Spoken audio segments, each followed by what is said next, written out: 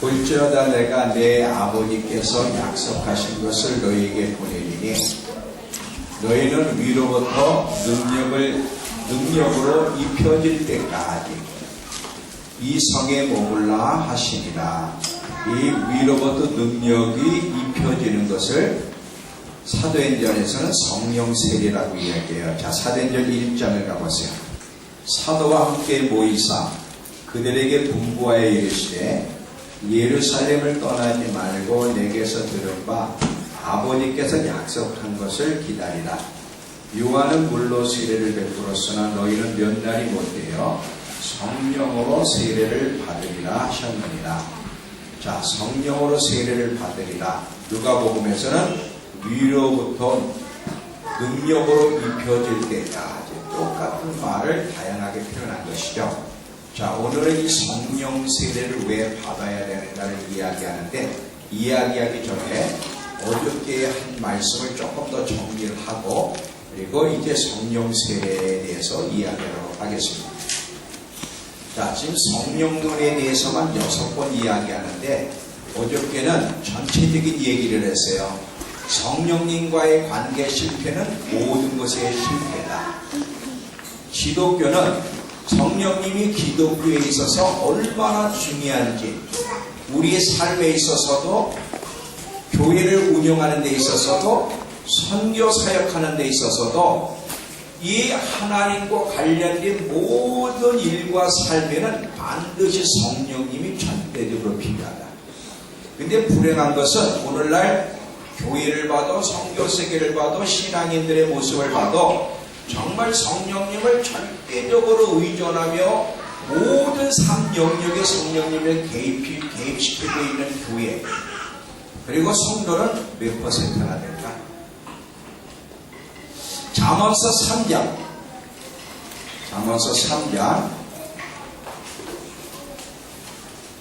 5절에서 잠언서 3장 5절과 6절을 보시면, 마음을 다하여 여호와를 의뢰 신뢰하고 내 명절 머리 쓰지 말라. 너는 범사에 매 순간순간마다 그를 인정 개입시켜라. 그리하면 내 길을 지도하시리라.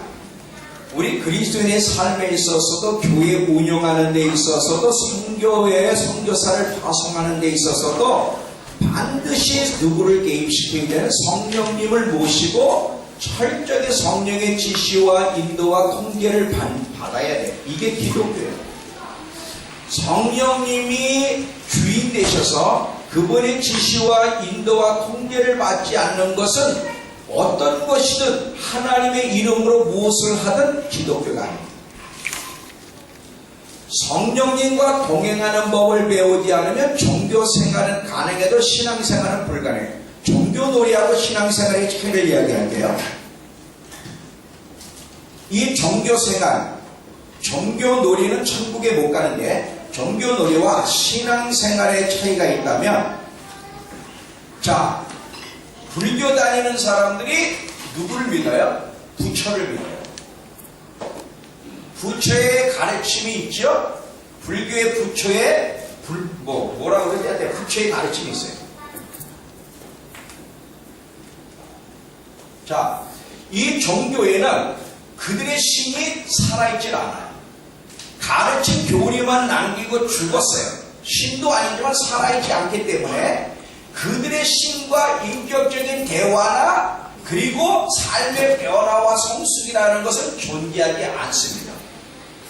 기독교가 잘못하면 종교놀이로 전락할 수 있는데, 우리는 하나님, 예수님을 믿지요. 예배도 드리고, 그리고 하나님의 가르침도 있어요. 이 선에서 끝나고 지금도 살아계신 하나님과 인격적인 교제 속에서 그분의 음성을 듣고 그분의 지시와 인도를 받으며 그분을 닮아가는 변화와 성숙이 없다면 종교놀이야. 이 종교놀이에는 그가 직분이 무엇이든, 그가 신앙생활을 얼마나 오래 했든 절대 천국에 못 갑니다. 성령님과 동행하는 법을 배우지 않으면 종교놀이는 가능한데 신앙생활은 불가능해. 영적 생활이라는 게 불가능해. 영적 생활 정상적인 그리스도인의 삶은 로마서 8장 14절 가봤습니다. 무릇 하나님의 영으로 인도함을 받는 사람이 하나님의 아들이야. 여기서 이 하나님의 아들이라는 단어가 성숙한 아들이라는 뜻인데, 자, 하나님의 영, 성령님의 인도를, 성령의 지시와 통제와 그리고 성령님의 모든 영향을 받고 성령의 권능 아래서 걸어가는 사람들이 진정한 하나님의 자녀라는 거예요. 이런 사람들은 영적 생활이 가능해요. 영적 생활이 말, 살아계신 하나님과 인격적인 교제 속에서 그분의 음성을 듣고 그분께 질문하고 그분과 함께 걸어가는 삶이 영적 생활인데, 여기에는 변화와 성숙이 있지만 종교 생활에는 절대 변화가 없어요. 교회 안에 그리스도인들이 대부분 종교 생활이에요. 절간에 다니는 사람과 또 마호메트를 믿고 있는 사람과 다를 바가 없는 거예요. 여긴 절대 하나님이 계시지 않아요.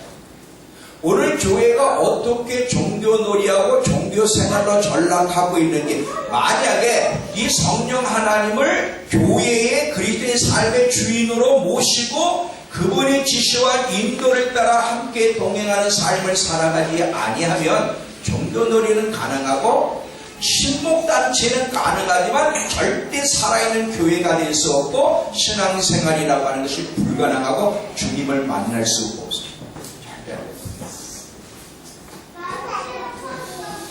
자, 만약에 성령님이 우리의 삶에도 절대적이고 교회를 운영하는 데 있어서도 성령님이 절대적이고 선교회를 운영하고 선교사를 파송하고 선교의 일을 하는데도 절대적으로 성령님이 절대적이라면 누구와 많이 시간을 가지며 누구와 의논해야 되겠습니까? 성령님이에요. 그런데 오늘 선교 세계를 봐도 교회를 봐도 성도들을 봐도 자기들의 그 어떤 문제를 만났을 때 누구와 많은 시간 의논하면서 누구의 지시를 받아요. 사람들과 의논은 많이 하고 여러 가지 나름대로 프로그램과 전략은 있지만 그 문제를 만났을 때 성령님 앞에 나가서 성령님께 질문하고 성령의 지시와 인도를 받게 실험하며 시간을 보내는 사람은 거의 없다.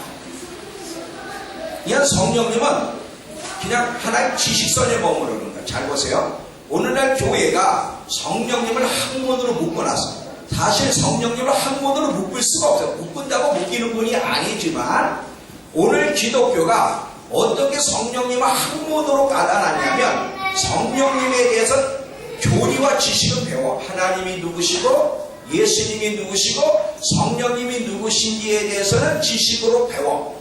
그리고 성령의 역사를 초대교회 때만 있는 것으로 지금은 그런 역사가 없다고 이야기하면서 학문으로 묶어놓고 성령님을 교회의 중심에 내놓기보다는 학문과 프로그램과 사람이 중심의 자리에서 성령님을 대신하고 있는데 이것은 기독교가 아니다. 여기는 아무 역사가 없어요. 오늘 교회는 기독교는 하나님에 대한 가르침과 교제는 있죠. 교리는 있지만 하나님이 없습니다. 성령님이 없어요. 성령의 임재에 대한 증거는 없다. 왜? 성령님을 교회에서 몰아냈기 때문에 그렇습니다. 근데 이 부분에 대해서 심각하게 생각하는 사역자들이 별로 없어요. 성도들은 물론 없고. 잘 들어보세요. 초대교회를 여러분 보시면 초대교회 사도행전이 초대교회의 역사인데 이 사도행전은 누구에 대한 이야기냐면 사도들의 이야기가 아니라 성령께 사로잡힌 사람들, 성령에 이끌리는 사람들, 성령 세례를 받은 사람들, 성령으로 충만받은 사람들이 어떻게 성령에 이끌리며 성령과 동행한 이야기, 다시 말하면 성령님의 이야기가 사도행전이에요. 제자들이 모든 일을 할 때마다 그들이 어떤 프로그램이나 전략을 인간적으로 세운 적이 없어요. 모든 전략은 성령님은 절대적 전략을 세우고 모든 일이 성령님이 개입하시고 성령의 지시를 듣고 성령의 권능으로 하는 것이 사도행전의 이야기이기 인간적으로 프로그램과 전략을 세워서 인간의 힘으로 한 이야기는 성경의 사도행전에 없다. 그러니까 이 사도행전은 사도들의 이야기가 아니라 성령님의 이야기인데, 어떻게 성령님이 당신의 능력을 덧입혀서 그들을 이끌어서 하나님의 나라를 건설해 가는가의 이야기가 사도행전인 것을 여기서 보게 되죠. 제자들은 신학을 한 적도 없어요. 저는 신학을 무시하는 게 아니에요. 무슨 소리인지 잘 봐요. 신학을 한 적도 없고, 어디서 프로그램을 배운 적도 없고, 어디서 전략을 배운 적도 없어요. 오직 성령과 인격적인 교제 속에서 성령으로부터 지시와 인도를 받았고, 성령의 능력을 통해서 하나님 나라를 건설했지 다른 방법으로 한 적이 없습니다. 이거를 오늘 기독교는 한문으로 묶어버렸어요. 성령론, 성령님의 역사, 그분이 어떤 분이 한문으로만 묶어놓고 실제로 어떻게 그렇게 성령님과 동행하면서 하나님의 일을 수행할 수 있는지에 대해서는 가르쳐주고 있지 않다는 것이죠. 이게 죄예요. 이게 죄예요. 성령님을 의지하지 않는 모든 것은 결코 실패로 끝나는데, 잘 보세요. 성경은 우리에게 분명히 성령님께서 하시는 일만이 영원한 가치를 갖는다고 이야기했지, 성령님으로 하시지 성령으로 하지 않는 것은 아무 가치가 없다는 사실을 우리 기억하셔야 돼요. 로마서 8장 6절에 보면 육신의 생각은 사망이요 영의 생각, 성령님으로부터 주어지는 모든 계획과 생각만이 생명과 평안을 갖다 준다고 우리에게 분명히 이야기했고, 사도 바울의 빌립보서에서 하나님의 일은 어떤 식으로 해야만 진정한 하나님의 일인가를 이렇게 설명합니다. 빌립보서 3장 3절, 하나님의 성령으로 봉사하고 그리스도 예수로 자랑하고 육체를 신뢰하지 않는 우리가 진정한 할례당이다. 자, 진정한 할례, 진정한 하나님의 백성은 어떤 사람들을 표현해내는 거예요. 진정한 하나님의 백성은 어떤 사람이냐면 성령으로 일하는 사람, 그리고 예수를 자랑하고 육체를 신뢰하지, 육체로 하는 것이 아니라 성령을 신뢰하고 성령으로 하는 그들이 진짜 하나님의 사람들이라고 사도 바울이 우리에게 이야기하고 있는 것이죠. 성령께서 하시는 일이 아닌 모든 것은 하나님의 일이라도 마지막 심판탑 앞에서 무가치 하다. 자, 우리 모두는 그리스도의 심판탑에 설 텐데, 그리스도의 심판탑에 설 때 주님이 반드시 질문하는 게 사역과 관련해서 뭘 질문하냐면, 너의 삶에 있어서, 네가 교회 운영하는 데 있어서, 네가 선교사를 파송하고 선교회를 운영하는 데 있어서 네 머리에서 세상 프로그램을 의지하며 했냐, 얼마나 많이 나를 의지하며 내 지시를 따르느냐, 반드시 심판대 앞에서 물어본다. 자, 한 예를 드릴게요. 모세가 40살 때, 여러분 이제 출애굽기나 사도행전을 보셔야 돼요. 7장을 보면 나와요. 모세가 40살 때 하나님 앞에 부름받은 걸 알았어요. 자기 민족의 구원자로 하나님이 부르셨다는 걸 알았는데, 40살까지 모세는 어디에서 학문을 배우고 어디에서 살았냐면 세상 문화에서 학문을 받고 세상에서 문물을 다 겸비한 사람. 근데 40살 때 하나님 앞에 부름받은 걸 알고 이제 이스라엘 백성을 구원하기 위해서 나갑니다. 나갈 때 보니까 자기 백성이 애굽 사람에게 학대를 받는 거예요. 이때 모세가 어떤 식으로 하냐면 자기가 지금까지 세상에서 배운 힘을 가지고 때려 죽였어요. 때려 죽이면서 자기 백성을 구원하고, 이제 이스라엘 백성들이 자기를 그 민족의 구원자로 알고 받아들일 줄 알았는데 그게 계기가 돼서 광야로 쫓겨갑니다. 하나님이 모세를 사용하지 않고 광야로 내몰아버려요. 광야로 내몰아서 80살 때 인간의 힘으로는 아무것도 할 수 없는 완전히 그 상태까지 갈 때까지 광야에서 내버려두고, 광야에서 완전히 인간의 지식과 학문과 힘이 다 사라진 그때서 하나님이 모세를 불러서 사용하는 것을 보게 되죠. 하나님의 일에는 인간의 지혜와 인간의 프로그램이라는 거, 인간의 힘이라는 게 다 쓸데없는 거예요. 자, 잘 보세요. 우리가 우리의 머리도 사용해야 되고 우리의 어떤 체력이나 재능도 사용해야 되는데, 성령님을 도외시하고가 아니라 성령의 지시와 인도를 따라 우리가 함께 동역할 때 우리에게 건강도 필요하고 우리가 머리도 사용해야 되지만 이것이 중심이 돼서는 안 되고 모든 일의 중심은 성령의 지시와 인도가 있어야 돼. 성령의 지시와 인도가 없는 것은 하나님의 일에도 하나님이 거부하고 무가치하게 생각합니다.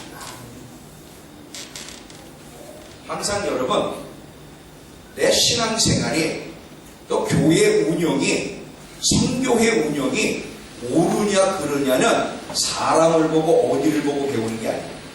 성경을 보고 배우는 거예요. 하나님의 말씀만이 모델이고 하나님의 말씀만이 진리고 하나님의 말씀에서만 원리를 찾아야지 여기서 아닌 다른 곳에서 찾으면 아무리 잘 돌아가고 결과가 좋아도 그것은 무가치하다. 잘 들으세요.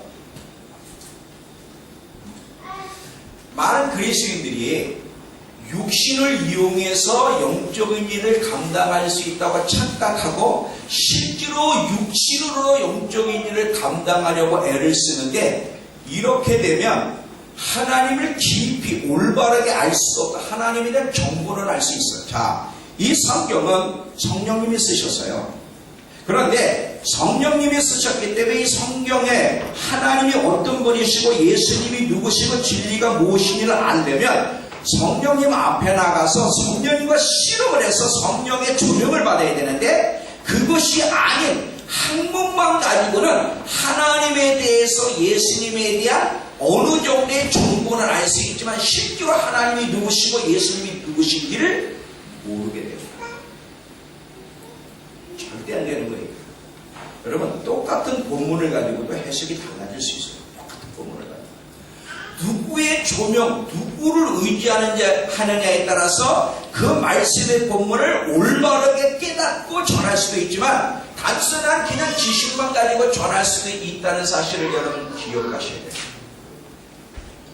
육신으로는 하나님을 올바로 알 수도 없고 진리를 올바로도 깨달을 수 없는 아무 가치가 없다는 사실을 기억하면서 성령님과의 관계 실패는 모든 것의 실패라는 사실을 여러분 기억하셔야 돼요. 그래서 이번에 여러분들이 이 기독교와 성령님의 관계, 우리의 삶 속에서나 이 목회에 있어서나 선교sek에서 얼마나 성령님이 절대적이고 중심의 자리에 있어야 되는지, 만약에 사람에 의해서 주관하는 것이 있다면 그것은 어떤 기독교의 일이라도 그건 진정한 기독교가 될 수 없고 성령님이 주도를 하시고 성령님이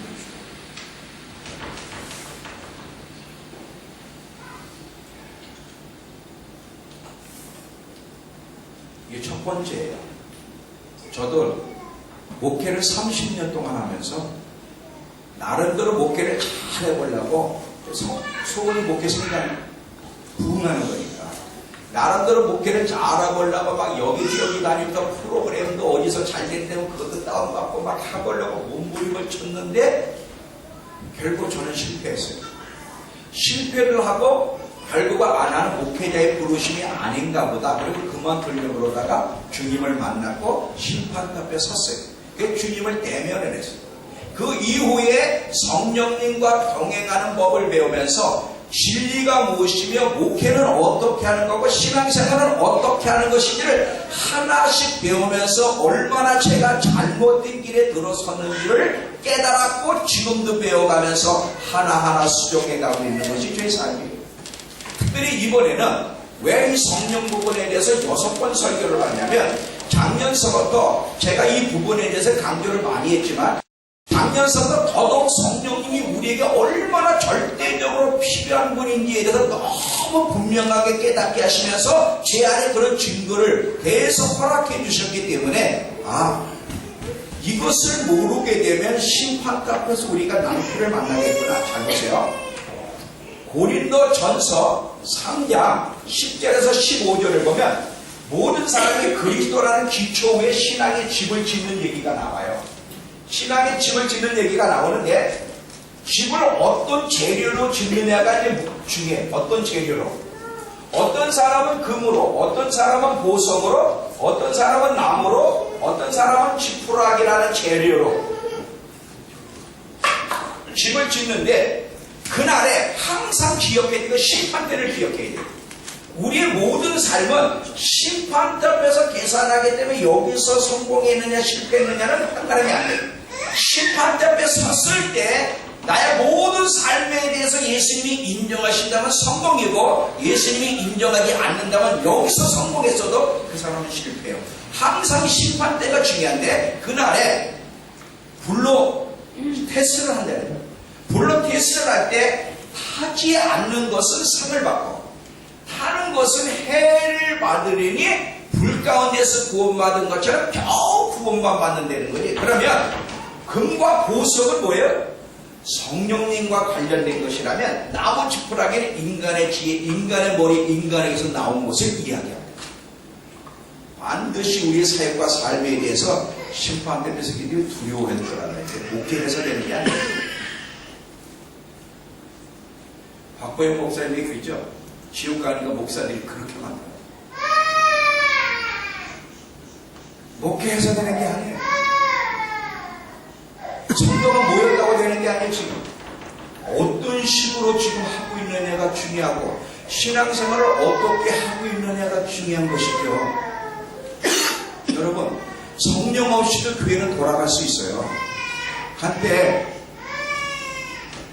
제가 목회할 때 요즘은 그런 것이 많이 사라졌는데 한참 유행어가 있었어요. 뭐냐면 경영학을 전공해야 돼요. 경영학. 그래서 그놈의 경영학이 뭔지 알 때 대학원 경영학을 전공해 목회를 하고 목사 학위를 받고 경영학을 전공해야지만 목회 성공한다. 왜? 목회도 경영이라는 거예요. 이게 굉장히 유행을 했어요.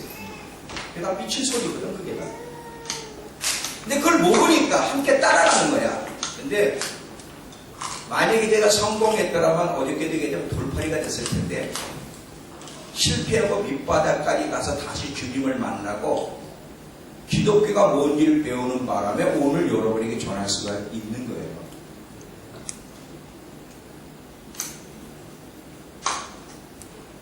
성령님이 저와 함께하지 않는다면 저는 아무것도 할 수가 없어요.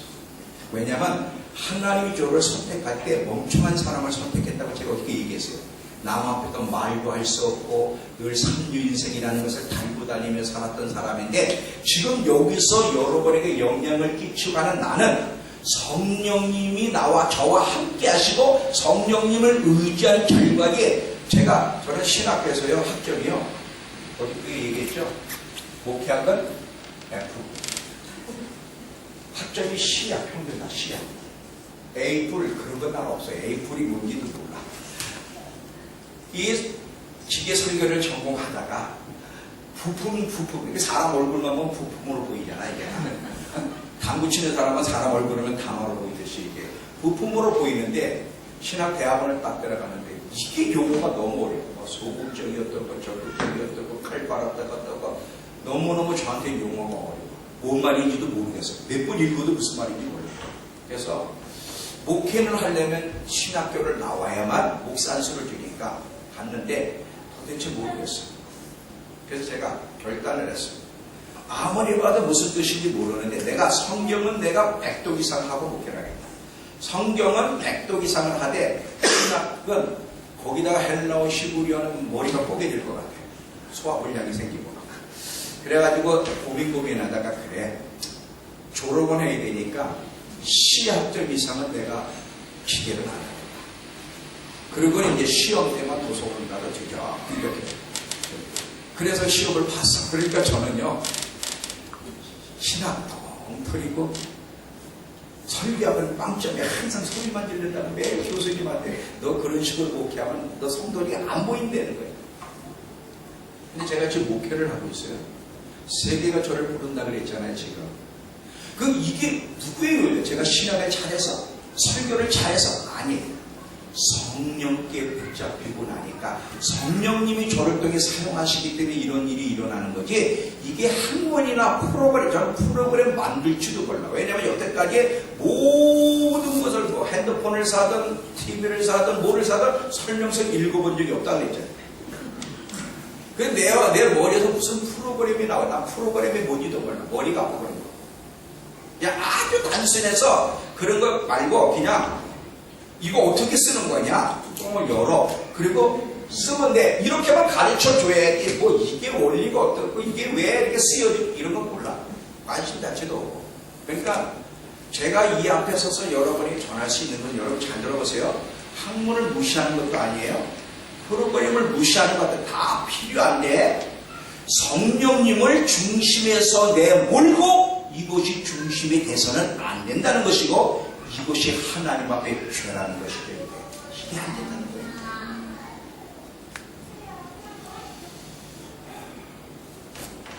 주님 앞에 섰을 때 몇 퍼센트의 종들이 하나님 앞에 자라에보다 착하고 충성된 종이라는 말을 들을 수 있을까? 난 많지 않다고 생각해요. 십자가 앞에 서보면 안 돼요. 주님을 대변하게 되면 안 돼요. 몇 퍼센트의 성도들이 하나님께 인정받고 영광스러운 날을 만날 수 있을까?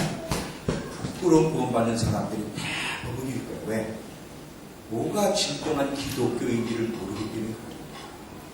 그래서 성령님과의 관계의 실패는 모든 것의 실패다. 이제부터 여러분의 모든 삶에 살아계신 하나님을 개입시키십시오. 눈에 보이지 않고 만질 수는 없지만 그분은 여러분이 어디를 가든 무슨 문제를 만났든 아시고 함께 하시고 능히 도우실 수 있는 능력을 가지고 계신 살아계신 하나님이야. 그분께는 오직 풍성함만 있어. 그분을 모든 삶에 개입시키고 절대적으로 의존한다면 그분이 역사하시는 놀라운 일을 볼 것입니다.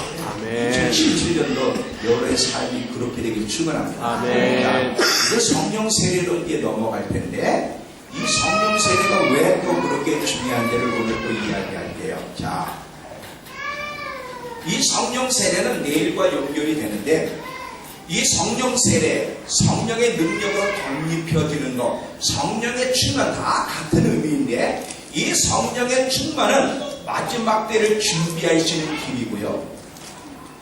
그리고 마지막 때 우리가 대추수가 있을 텐데 마지막 때는 두 가지가 있습니다. 하나는 부정적인 면이고 하나는 긍정적인 면이에요. 자, 지금 어떤 부정적인 면이 우리 앞에 닥쳐오냐면 성경에 분명히 창세 이래로 한 번도 이런 환란이 없었던 그 환란이 우리 앞에 놓여 있다는 거예요. 자, 마태복음 24장 다시 한번 21절.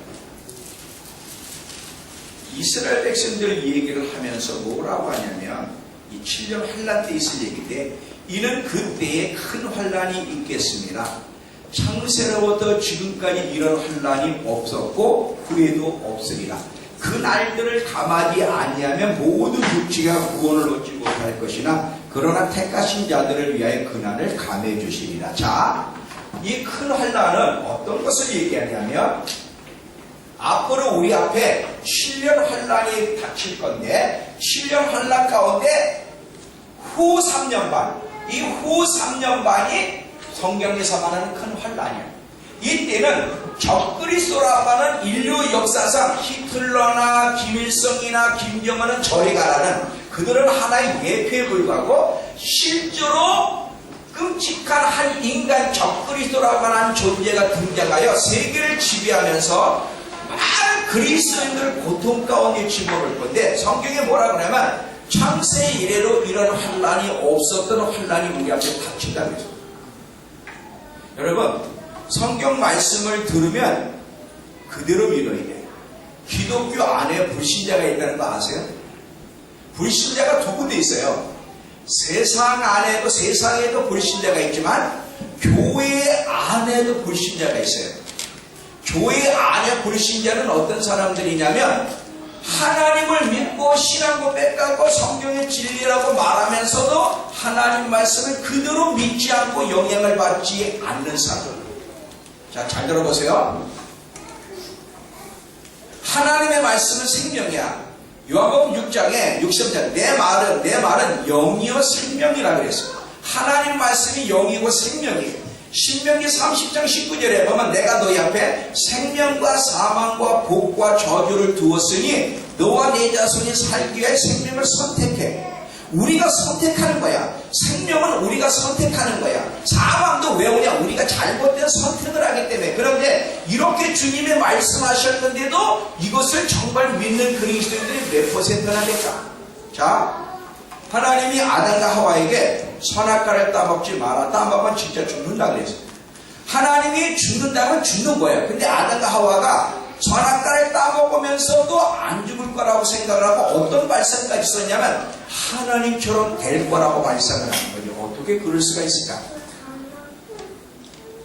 만약에 아담과 하와가 하나님이 어떤 분이신지를 확실히 알고 하나님 말씀은 그대로 이루어진다고 믿었다면 분명히 선악과를 많이 따먹었을 텐데 하나님을 믿는 것 같지만 그들 안에는 불신앙이 있었어요. 오늘날에도 여러분 이렇게 예수 믿고 다 예배를 드리지만 여러분 안에 불신자들이 많다는 거 아세요? 어떻게 알아요? 하나님 말씀을 듣고도 반응하지 않는 거 보면 그 사람은 불신자. 이게 문제예요.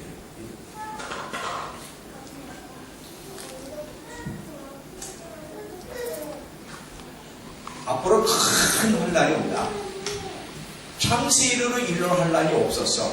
근데 주님이 왜 자꾸 이런 말씀을 하시냐면 준비시키기 위해서 그러는 거예요.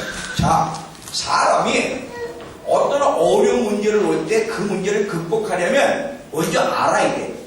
알고 준비해야만 대비할 수 있지 알지 못하면 준비할 수 없고 준비할 수 없으면 대비를 못해. 한 예를 드릴게요.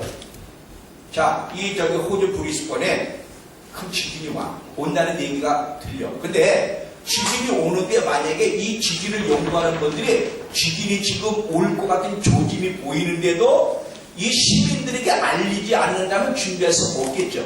그런데 지진이 일어날 조짐이 보여서 이미 정부가 발표를 해. 지진이 옵니다. 브리스번 시민 여러분 준비하십시오. 그러면 징조가 왔을 때 알았고 준비하면 살 수 있는데도 그런 일이 확실히 일어나는데도 모르고 준비하지 않으면 망하는 것처럼 영적인 것도 똑같다. 자, 잘 들어보세요. 하나님이 노아에게 뭐라면 내가 이 인간들이 악해서 인간들을 만들고 탄식하시면서 하나님 물로 심판하시겠다고 물로 심판하시겠다고 말씀하시면서 뭐를 가서 전하라. 내가 물로 너희들을 심판할 건데 회개하고 방주에 들어오는 자는 내가 살려줄 거라고 했는데 대부분의 사람들이 노아의 말씀을 우습게 됐습니다. 분명히 하나님이 말씀하고 대비할 수 있는 시간을 주셨는데도 노아 가족 외에는 모두가 우습게 얘기했고 하나님을 경외하여 그 말씀대로 반응하며 방주를 만들고 준비한 노아의 가정은 살았고 그 말씀에 귀를 기울이지 않고 준비하지 않은 모든 사람은 다 죽었습니다. 히브리서 11장 7절 믿음으로 노아는 아직 보이지 않는 일에 경고하심을 받아 아직 이루어지지 않았지만 하나님이 경고하셨을 때 경외함으로 순종해서 경외함으로 방주를 준비하여 그 집을 구원하였으니 이로 말미암아 세상을 정죄하고 믿음을 따르는 의의 상속자가 되었느니라. 여기서 믿음이라는 게 뭔지를 노아가 보여줬는데 하나님의 경고에 경외함으로 듣고 순종했던 노아와 계속해서 하나님의 말씀을 듣고 반응하는 믿음의 사람들에게는 하나님의 보호가 있을 거에 대한 모델로 보여줬다는 거야. 그런데 하나님의 말씀하셔도 경고에 귀를 기울이지 않고 순종하지 않는 자는 망한다는 거지. 모든 게 다 똑같아.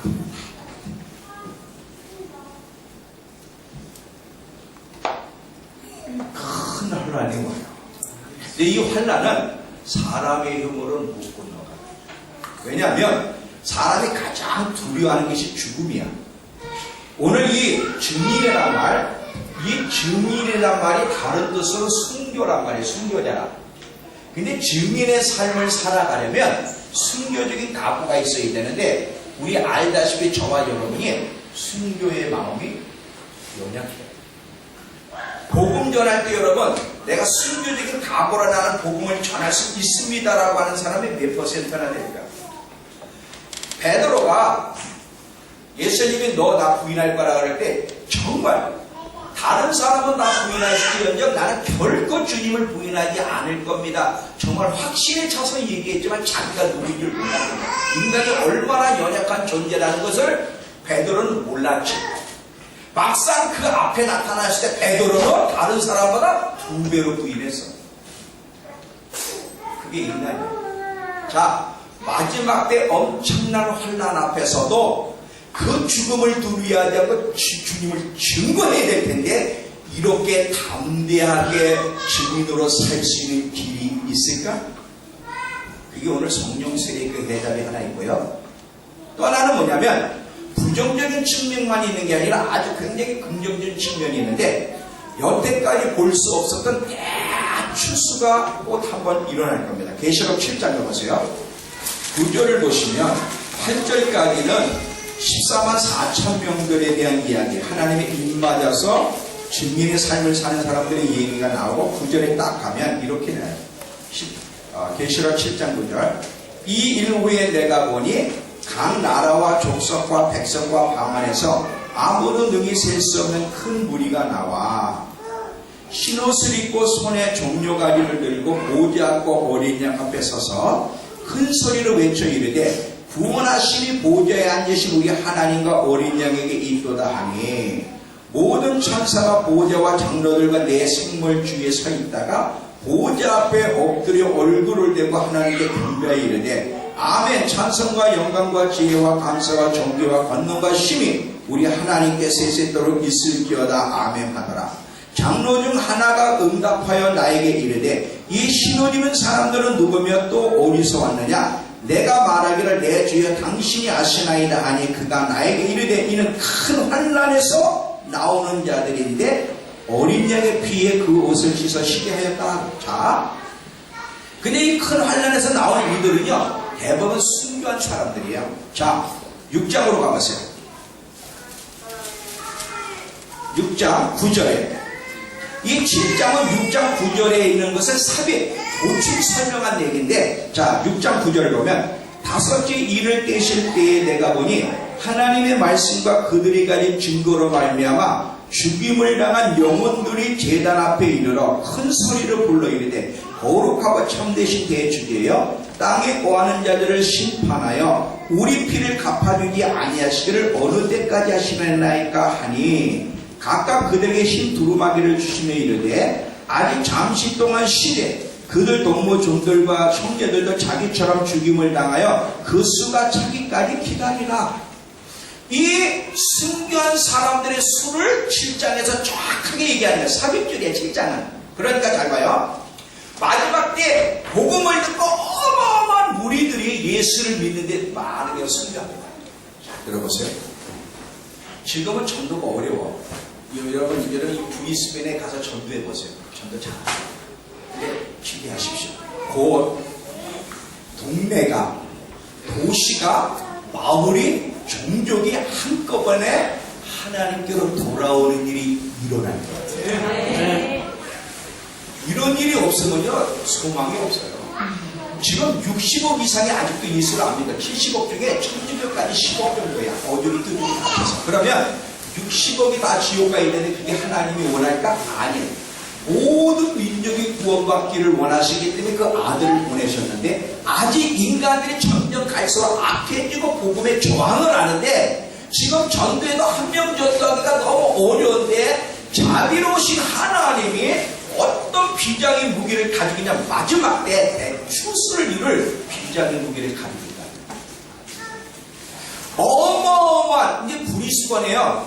예수 안 믿는 사람 보기가 힘들 정도로 모두가 예수를 믿고 그냥 막 찬양의 소리를 자연스럽게 들을 일이 곧 일어날 거예요. 왜냐하면 하나님이 마지막 때 계획을 하고 계시고. 그런데 이 일은 하나님이 일방적으로 하는 게 아니라 자기 백성들을 통해서 일을 하는 거예요. 그러면 교회에 있어서 하나님 백성에 있어서 마지막 때 중요한 임무 중에 하나가 뭐냐면 증인의 삶, 영혼들에게 복음을 전할 사명인데, 근데 문제가 하나 있어요. 문제가 두 개가 있는데 뭐냐면, 하나는 뭐냐면 이 영혼 구원에 대해서 하나님 나라에 대해서 별 관심이 없다는 게 첫 번째 문제예요. 자, 질문 하나 할게요. 나는 그 잃어버린 영혼, 예수 믿지 않는 영혼 때문에 잠이 안 오는 것을 그럼. 너무 잠이 작아서 그렇죠. 너무 약간 퍼져서 자는 게 문제지. 자, 나는 그 잃어버린 영혼만 생각하면 너무 마음이 아파가지고 직장에서든 어디든 늘 마음이 아파가지고 견딜 수 없는 사람이 윗사람이나 있어요. 관심 자체가 없어요. 지금 예수님의 제자들에게 잘 보세요. 위로부터 능력을 입히울 때까지 예루살렘에 기다리라. 성령이 임하시면 너희가 권능을 받고 증인이 될 거라 그랬는데, 마태복음 28장에 이미 하나 예수님이 승천하시기 전에 제자를 만나서 자 뭐라고 말씀하시냐면, 너희는 가서 모든 족속으로 제자를 삼아 아버지와 아들과 성령의 이름으로 세례를 주고 내가 너에게 분방을 가르쳐 지키게 하라. 지상 대명령을 내린다 이거예요. 이 지상 대명령은 제자들에게만 주어진 명령이 아니라 모든 시대 모든 그리스도를 향한 하나님의 명령이거든요. 그럼 반드시 우리가 이 지상 대명령을 이루고 주님 앞에 가야 되는데, 문제는 관심이 없다는 거예요. 이걸 어떻게 해결할 수 있을까? 자, 잃어버린 영혼에 대한 관심이 있고 하나님 나라 권세에 관심이 있어야 되는데, 많은 경우 대부분의 그리스도인들이 관심이 없단 말이지. 그러면 어떻게 주님을 대면할 거냐 이거지. 자, 여러분, 달란트 비유와 이 문화 비유가 무슨 뜻이냐면, 얼마나 이 땅에서 하나님의 일을 수행해, 다시 말하면 얼마나 영혼 구원에 힘썼는지를 질문하고 거기에 따라 상을 주는 이야기가 달란트 비유고 문화 비유예요. 그러니까 우리는 모두가 심판과 뺏어서 잃어버린 영혼에 대해서 어떻게 생각하고 어떻게 잃어버린 영혼을 구원했는지에 대해서 반드시 신문을 받을 텐데, 이 영혼에 대해 관심이 없고 하나님 나라에 관심이 없는 문제는 이걸 해결해야 주님을 만날 텐데 어떻게 이거를 해결할 수 있을까? 그게 쉽게. 이 부르심을 이루어갈 수 있는 길이 뭐냐면, 오늘 성령 세례를 받으면 그것이 가능하다는 거예요. 자, 또 하나 잘 봐. 이해는 되시는 거죠? 자, 또 하나. 영혼 구원에 관심이 있는 사람들이 많이 있어요. 그래서 선교사로 나가더니 많은 젊은이들 가운데 영혼 구원 때문에 열정으로 일어나는데, 문제는 뭐냐면 선교사의 그 불붙는 마음, 또 전담하시면 열정이 일어나 청년들이 일어나는데, 시작은 열정적으로 일어나지만 많은 경우 탈진과 실패로 끝나는 일이 더 많다. 왜 그럴까? 오해를 말고 들으세요. 내가 얘기하면 또 여러분 감을 또 잡아야 돼. 또 오해하지 말고 또 생각하지 말라면 또 어느 교회니까 그렇게 생각을 해요. 근데요, 제가 잘 아는 분이 여러분들이 그 주위에 다 있어요. 선교에 미치신 목사님이 있어요. 그 교회는 선교사들을 많이 파송해요. 근데 그분들이 많은 경우 실패해서 다 돌아왔어요. 제가 그래서 인도네시아에서 그 팀들을 모아놓고 2박 3일 동행을 했어요. 왜 실패했는지를 설명을 잘 봐요. 그 뜨거운 열정으로 가지고 나가서 인도네시아에 나갔는데, 웬일이니? 10년 동안 있는 분이 한 명도 제대로 못했어요. 이게 믿어져? 그럼 뭐라고 핑계를 대냐면, 아체는 인도네시아에서 가장 강성, 그러니까 아체 쓰나미가 일어나잖아요. 죽이던 이는 가장 강성이야. 그러니까 뭐라고 자꾸 변명을 하냐면, 가장 강성인 이 지역이 있기 때문에 전도하기가 너무 어렵다는 거예요. 그래서 엔디오라는 이름으로 돌아가서 앉아있는데 한 명도 전도를 못했어요. 하나님이 기뻐하신다. 근데 그분은 그래도 버티고 있었는데, 그 팀들은 다 해산돼가지고 한 사람은 한국으로 돌아가고 말할 수가 없죠. 그러면 그 열정이 식어져가지고 돌아갔는데, 그들이 한번 신학을 안 했나, 언어를 안 배웠나, 문화적인 이해가 없나, 다 가지고 있는데 왜 실패했을까? 진짜 중요한 하나, 성령의 권능이 없었기 때문에.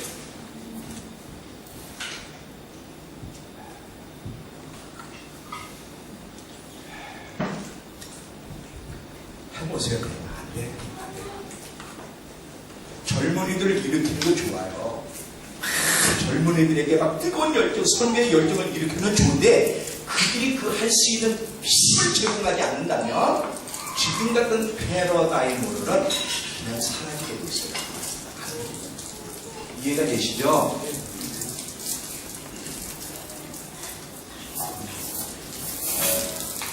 그러면 이 두 가지를 해결할 수 있는 길, 영혼에 대한 마음이 없는 우리 속에 그 마음이 이렇게 불붙어야 되고, 불붙었을 때 그 일을 할 수 있는 능력이 주어져야 되는데, 이것은 단순히 학문과 언어를 배우고 문화 이해를 했다고 해서만 되는 게 다 필요하지만, 그거보다 더 선행적이고 가장 중요한 것은 성령 세례를 받아야 된다. 성령 세례를 받지 않으면 다른 조건이 다 갖춰져도 실패다. 그러면 성령 세례가 뭔가? 지금 우리가 알고 있는 성령 세례의 개념보다 굉장히 깊어요. 왜냐하면 제가 이 성령 세례를 15년 동안 MIT에서 가르쳤어요. 근데 가르쳤는데 작년서부터 하나님이 성령 세례에 대한 이걸 깨닫게 해주시는데, 제가 알고 가르쳤던 부분은 아주 작은 부분이었고 제가 몰랐던 부분이 많았어요. 그래서 이번에는 이 성령 세례가 진짜 뭔지에 대해서 제가 깨달은 만큼 깊이 있게 여러분에게 전달할 텐데 잘 보십시오. 자, 우리 모두가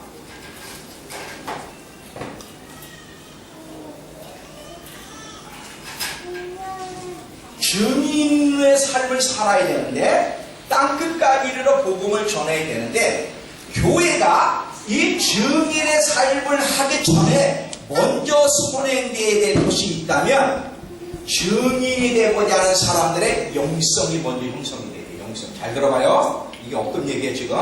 인격이 인격. 자, 이 설명을 할게요. 왜 증인의 일을 하는 사람들이 영성이 먼저 있어야 되냐면, 목회를 하든 선교를 하든 그리스도의 인격이 없으면 말아먹어. 잘 들어봐요. 하나님이 인간을 창조하신 첫 번째 목적은 아들의 형성을 본받는 거예요. 로마서 8장 29절에 하나님이 미리 아신 자들을 또한 그 아들의 형상을 본받게 하기 위하여 미리 정하셨으니 이는 그로 많은 형제의 아들이 되게 하려 하셨다. 자, 우리가 결국은 증인의 삶을 살아야 되지만 증인의 삶을 살기 전에 먼저 하나님이 인간을 창조하신 첫 번째 목적은 아들의 모습을 가진 사람을 이 땅에 나게 하시는 거예요. 그러니까 우리의 첫 번째 관심은 우리 안에서 그리스도의 인격이 세워지는 것이 첫 번째야. 자, 왜 이것이 중요하냐면 사람이 누군가에게 영향을 끼칠 때 그 영향을 받는 사람은 그 사람의 성품 그 이상을 닮을 수 없어요. 자, 이걸 여러분이 이해시키기 위해서 좀 웃기는 말 같지만 도둑놈을 만나면 뭐밖에 안 돼? 도둑놈밖에 안 돼. 사기꾼을 스스로로 만나면 이게 우스운 얘기인데 여러분 이해시키게 돼. 사기꾼이 되는 거예요. 나 같은 인격자를 만나면 인격자. 제자들이 어부들이 만약에 바리새인들을 만났으면 어떻게 됐을까? 그들을 스승으로 삼았으면 예수님을 그분의 스승으로 삼았기 때문에 제자들이 세계를 지배할 수 있었던 거거든요. 잘 봐요. 이 사람이 누군가의 영향을, 그리고 지도자 입장에 있는 사람은 영향을 쉽게 줘. 그리고 밑에 있는 사람은 영향을 얼마나 쉽게 받냐면 여의도 20개 조용히 목사님 영향을 받은 사람들의 언어 톤을 보셨습니까? 안녕하십니까? 그래, 쉬게. 나요, 20개 목사님들 전화하면서 어떻게 그래도 똑같은 그래, 쉬게. 전부 다 이게. 기도도, 아니, 조용히 목사는 하나인데, 그 밑에 있는 사람들이 참마다 쉬게. 봐요. 만약에 지도자가 설교를 할 때 이런 식으로 설교를 하면 그 교인들 밑에 있는 사람들은 곧 할 때 자기들도 이런다 잘도 모르게 똑같이 같이 모방을 하게 되어 있어요. 그러니까 뭔 얘기를 하냐면 전도를 할 때든지 누구에게 영향을 끼칠 때 그 사람의 영성, 그 인격이 어떠냐가 그 사람의 됨됨이와 가지고 있는 모든 것이 사람에게 영향을 끼치게 되는데 그 증인의 삶을 살려고 하는 자가 도둑놈이다. 인격이 올바르지 못하다 그러면 어떤 구도자를 만들어낼까? 잘 들어봐요. 예수님이 증인의 삶을 살아가기 위해서 성령을 받으셨는데 순서가 있어요. 잘 봐요. 첫 번째, 비둘기의 성령과 능력, 성령과 능력을 기름 붓듯 받으셨다는 얘기가 나오는데 첫 번째 예수님이 뭘 먼저 받으셨어요? 비둘기 성령을 먼저 받으셨죠. 잘 봐요. 예수님이 철저하게 삶과 사역에 절대적 성령님을 의존하셨고 이 땅에서 십자가에 죽을 건 아니라 아버지를 보여주기 위해서 이 땅에 오셨는데 근데 예수님이 그 사명을 감당하기 전에 먼저 성령으로 덧입고서 사명을 감당하셨는데 첫 번째 비둘기의 성령이 먼저 내렸다는 거예요. 그러면 이 비둘기의 성령은 활동과 관련되어 있습니까? 인격과 관련되어 있습니까? 인격. 그러면 잘 봐요. 예수님이 우리의 모델이에요. 성경에서 우리의 원리를 가르쳐 주는데 예수님이 증인의 삶을 살아가기 전에 비둘기 형, 성령님이 비둘기라는 게 아니야. 비둘기 형태의 성령님 임하심으로 말미암아 증인의 예수님의 내면부터 인격부터 완전히 바꿔 놓으시고 그리고 그 위에 불을 주셔서 증인의 삶을 감당하도록 만드셨다. 자, 또 보세요.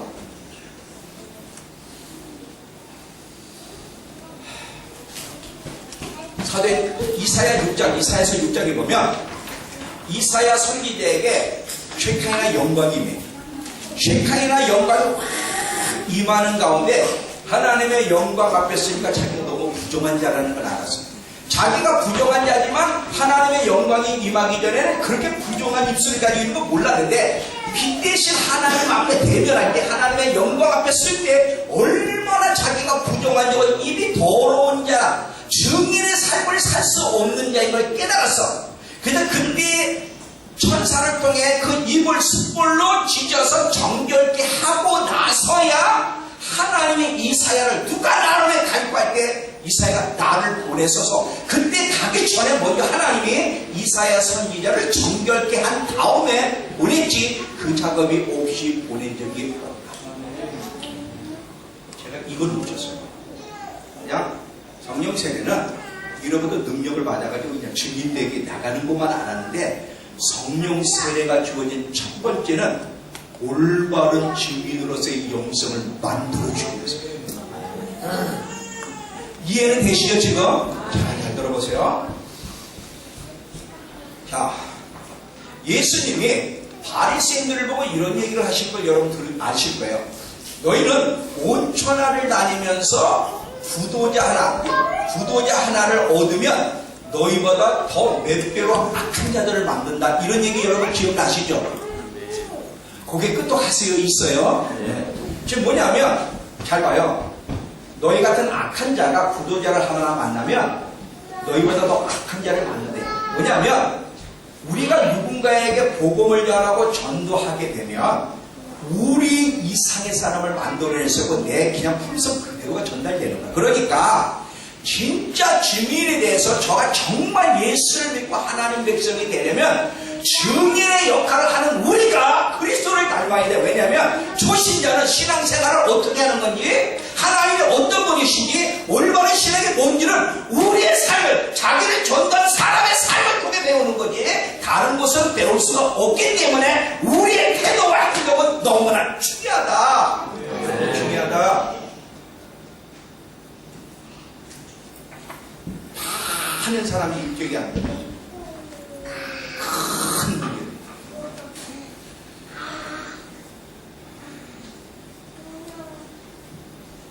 자, 또 보세요.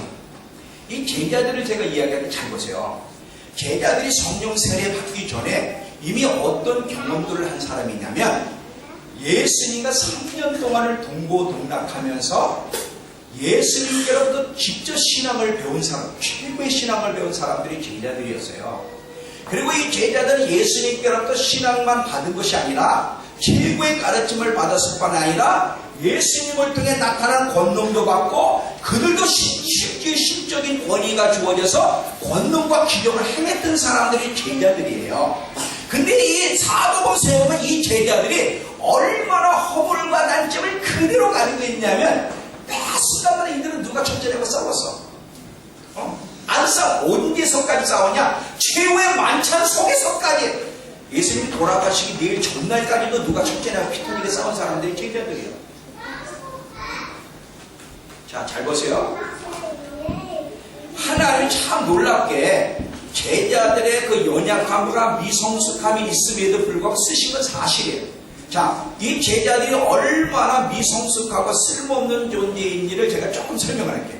베드로는 참을성이 없고 화를 쉽게 내는 사람입니다. 그리고 제멋대로 행동하는 성깔 사나운 사람이 베드로예요. 이 사람은 예수님을 절대 부인하지 않겠다. 그러면서 뭐라고 또 저 사람을 부인하지. 기가 막히게 저 사람을 부인하셔도 나는 결단코 부인하지 않겠다고 말을 쉽게 해놓고는 3번 부인하는 이런 사람이 베드로야. 야고보와 요한을 보면 요한은 사랑의 사도라고 그랬는데 잘 보세요. 야고보와 요한은 또 어떤 사람은 성직도 상하파. 누가복음 9장에 보면 예수님이 사마리아 한 고을에 들어가는데 사마리아 사람들이 예수님이 유대인이라는 것 때문에 문전박대를 해요. 이 이스라엘이 솔로몬 이후에 두 나라로 북이스라엘과 남유다로 나눠지면서 서로 상종을 안 해요. 그래서 원수관계란 말이죠. 예수님, 유대인인 예수님이 사마리아 고을 가니까 유대인이라고 문전박대를 해. 문전박대를 하니까 야고보와 요한이 뭐라냐면 예수님 하늘에서 불을 내려 저것들 다 태워 죽일까요? 이들에게 불이 치져 와서 어떻게 될까? 그리고 이 야고보와 요한이 얼마나 욕심이 많은 사람이냐면 엄마하고 대동해가지고 지가 못가니 엄마를 대동해가지고 예수님한테 가서 예수님 당신의 나라 임할 때 우리 아들 하나는 좌편에 하나는 우편에 그러니 누가 첫째냐고 피 터지게 안 싸우겠어요. 이게 야고보와 요한이에요. 자, 또 보세요. 제가 너무 재밌는 거 있죠, 이거. 도마는 예수님 의심한 사람이 도마야. 도마에 항상 물르는 사람이 도마야. 마태는 세리 않고 세리 장이었고. 이 예수님이 쓰신 제자들을 보면 어느 하나 존경받을 만하고 쓸만한 자들이 없이 모두가 약점과 허물을 그대로 가지고 있었어요. 그럼에도 불구하고 이들을 하나님 분이 선택하셨어요. 왜냐하면 예수님이 제자 선택하기 위해서 밤에 맞도록 기도할 때 이들을 선택하셨기 때문에 선택하시고 이들을 한시적으로 하나님이 쓰셨지만 쓰신 이들이 이제 예수님의 승천하면 이들을 세상에 보내야 되는데 보낼 수 없는 이유는 뭐냐면 이들 안에는 아직 미성숙함이 너무나 많고 이 미성숙함 가지고 가면 증인의 삶을 똑바로 감당하기보단 실패로 끝날 것이기 때문에. 자, 왜 실패로 끝나냐면 이들이 세계 곳곳에 가. 세계 곳곳에 갈 때 증인의 삶을 살 때 얼마나 많은 핍박과 어려움이 있겠어요. 그런데 계속 자기 안전을 우선으로 생각하고 늘 두려움에 떠오는 자들이 어떤 신앙을 배우고 어떤 하나님의 권능을 간간히 체험했지만 이런 두려움에 사로잡힌 자들을 만약 내보냈다 그러면 이들이 가서 이슬람권에가 불교권에 핍박받을 때 도망갈 거 아니야. 그러면 무슨 전도가 되겠어요? 그렇잖아요. 또 하나는 늘 가면서 서로가 누가 첫째냐고 싸울 때 가면은 여기는 우리 땅이야. 여기 우리 땅이니까 우리 그 교파를 형성해가지고 계속 싸울 거 아니야. 누가 첫째냐, 누가 큰 교회 하냐, 뭐 이따위로 싸울 거 아닙니까? 예수님이 왜 안 보내셨냐면 3년 동안 학문도 배우고 많은 경험도 했지만 이제 이들을 내보내기 위해서는 너무 부족한 게 많고 아직 필요로 하는 것이 아직 갖춰야 될 것이 너무 많기 때문에 위로부터 능력이 입혀질 때까지는 나가지 말라고 하는 거야. 근데 지금은 신학교만 나오면 다 목사 되고요. 선교에서 무슨 프로그램 배우면 선교사로 때문에 전혀 준비가 안 됩니다. 이게 지금 큰 문제예요.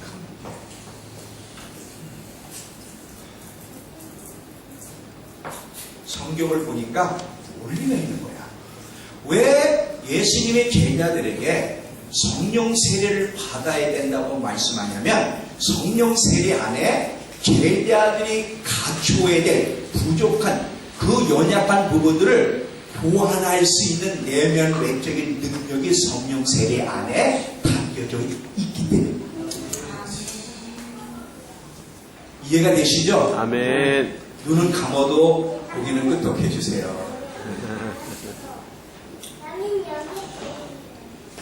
자, 또 보세요. 이걸 여러분 설득해 가야 되는데, 자, 또 보세요. 방언의 방언. 우리 지금까지 방언은 성령 세례 증거라고 얘기했어요. 맞습니다. 맞지만 100%는 아니에요. 자, 제가 실수한 게 이거예요.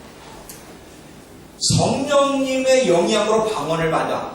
그리고 성령 세례 받을 때 방언을 받는 것도 맞아. 그런데 방언을 받았다고 그 사람이 곧 성령 세례를 받은 것은 아니다. 왜냐하면 성령 세례를 받을 때 나타난 증거들을 제가 5가지를 나열할 때 이런 내면의 변화가 없다면 분명히 성령의 영향을 받아서 방언하지만 성령 세례는 아니다. 이걸 설명하자. 잘 봐요. 제자들이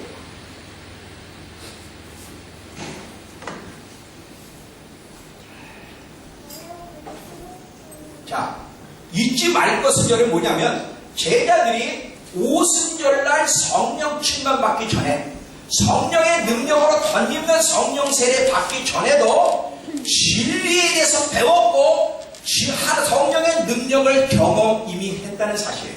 자, 이게 중요해 지금.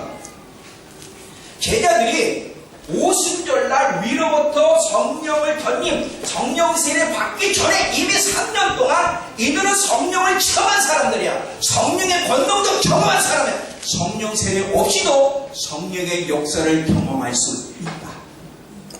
그러면 성령 세례 없이도 방언을 경험할 수 있습니까? 없습니까? 있습니다. 내가 이게 늘 딜레마에 빠졌어요. 뭐냐면 방언을 많이 하는 사람들 우리 방언 주잖아요. 그래서 이번에는 주제를 바꿨어요. 성령 세례 주는 법이 아니라 MIT 강의 내용에 방언을 받도록 돕는 걸로 바꿔버렸어요. 왜냐하면 성령 세례를 주는 법으로 해서 방언을 받겠는데 방언을 받은 사람들 보면 방언을 이걸 하는데 인격은 안 바뀌었어요. 그게 늘 제가 고민인 거야. 왜냐하면 어떻게 성령이 임하였는데 성령의 능력을 덧입었는데도 어떻게 방언도 하는데 저렇게 옛날과 다를 바가 없고 모든 짓을 한다. 이게 늘 저는 궁금했어요. 근데 깨달은 거예요. 제자들이 오순절날 성령 세례 받기 전에 이미 성령을 받고 체험을 했듯이 성령 세례 방언해도 성령 세례 없이 기도하면 방언을 받을 수 있고 성령의 영향을 받지만 진정한 성령 세례가 아닐 수 있다. 언더스탠드? 이거 이해를 해야 되는데 이해가 되시죠? 예수님이 제자에게 성령을 받으라. 20장 21절 22절 보세요. 예수께서 또 이르시되 너희에게 평강이 있을지어다. 아버지께서 나를 보내신 것 같이 나도 너희를 보내노라. 이 말씀을 하시고 그들을 향하여 숨을 내쉬며 이르시되 성령을 받으라. 너희가 누구에게든 사하면 사하여질 것이고 누구에게든 그대로 있으면 그대로 있으리라. 이 성령을 받으라는 게 사도행전에 있을 미래를 얘기하는 게 아니라 이 시대, 저는 몰랐어요. 이 시대가 즉각 지금 당장이라는 단어래. 그러니까 지금 성령을 받으라.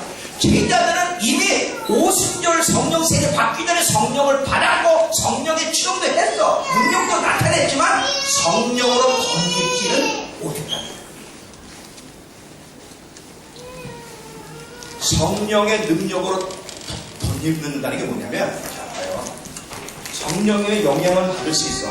성령 체험을 할 수 있지만 성령의 능력으로 머리에서 발가락이 덧입는 거하고는 다른 거야. 어떻게 달라? 글자가 다르잖아. 자, 잘 봐요. 성령을 체험해 방언도 할 수 있어요. 성령의 능력도 치유도 일어날 수 있어요. 그럼에도 불구하고 성령 세례를 못 받을 수 있다. 성령 세례는 덧입는 거야.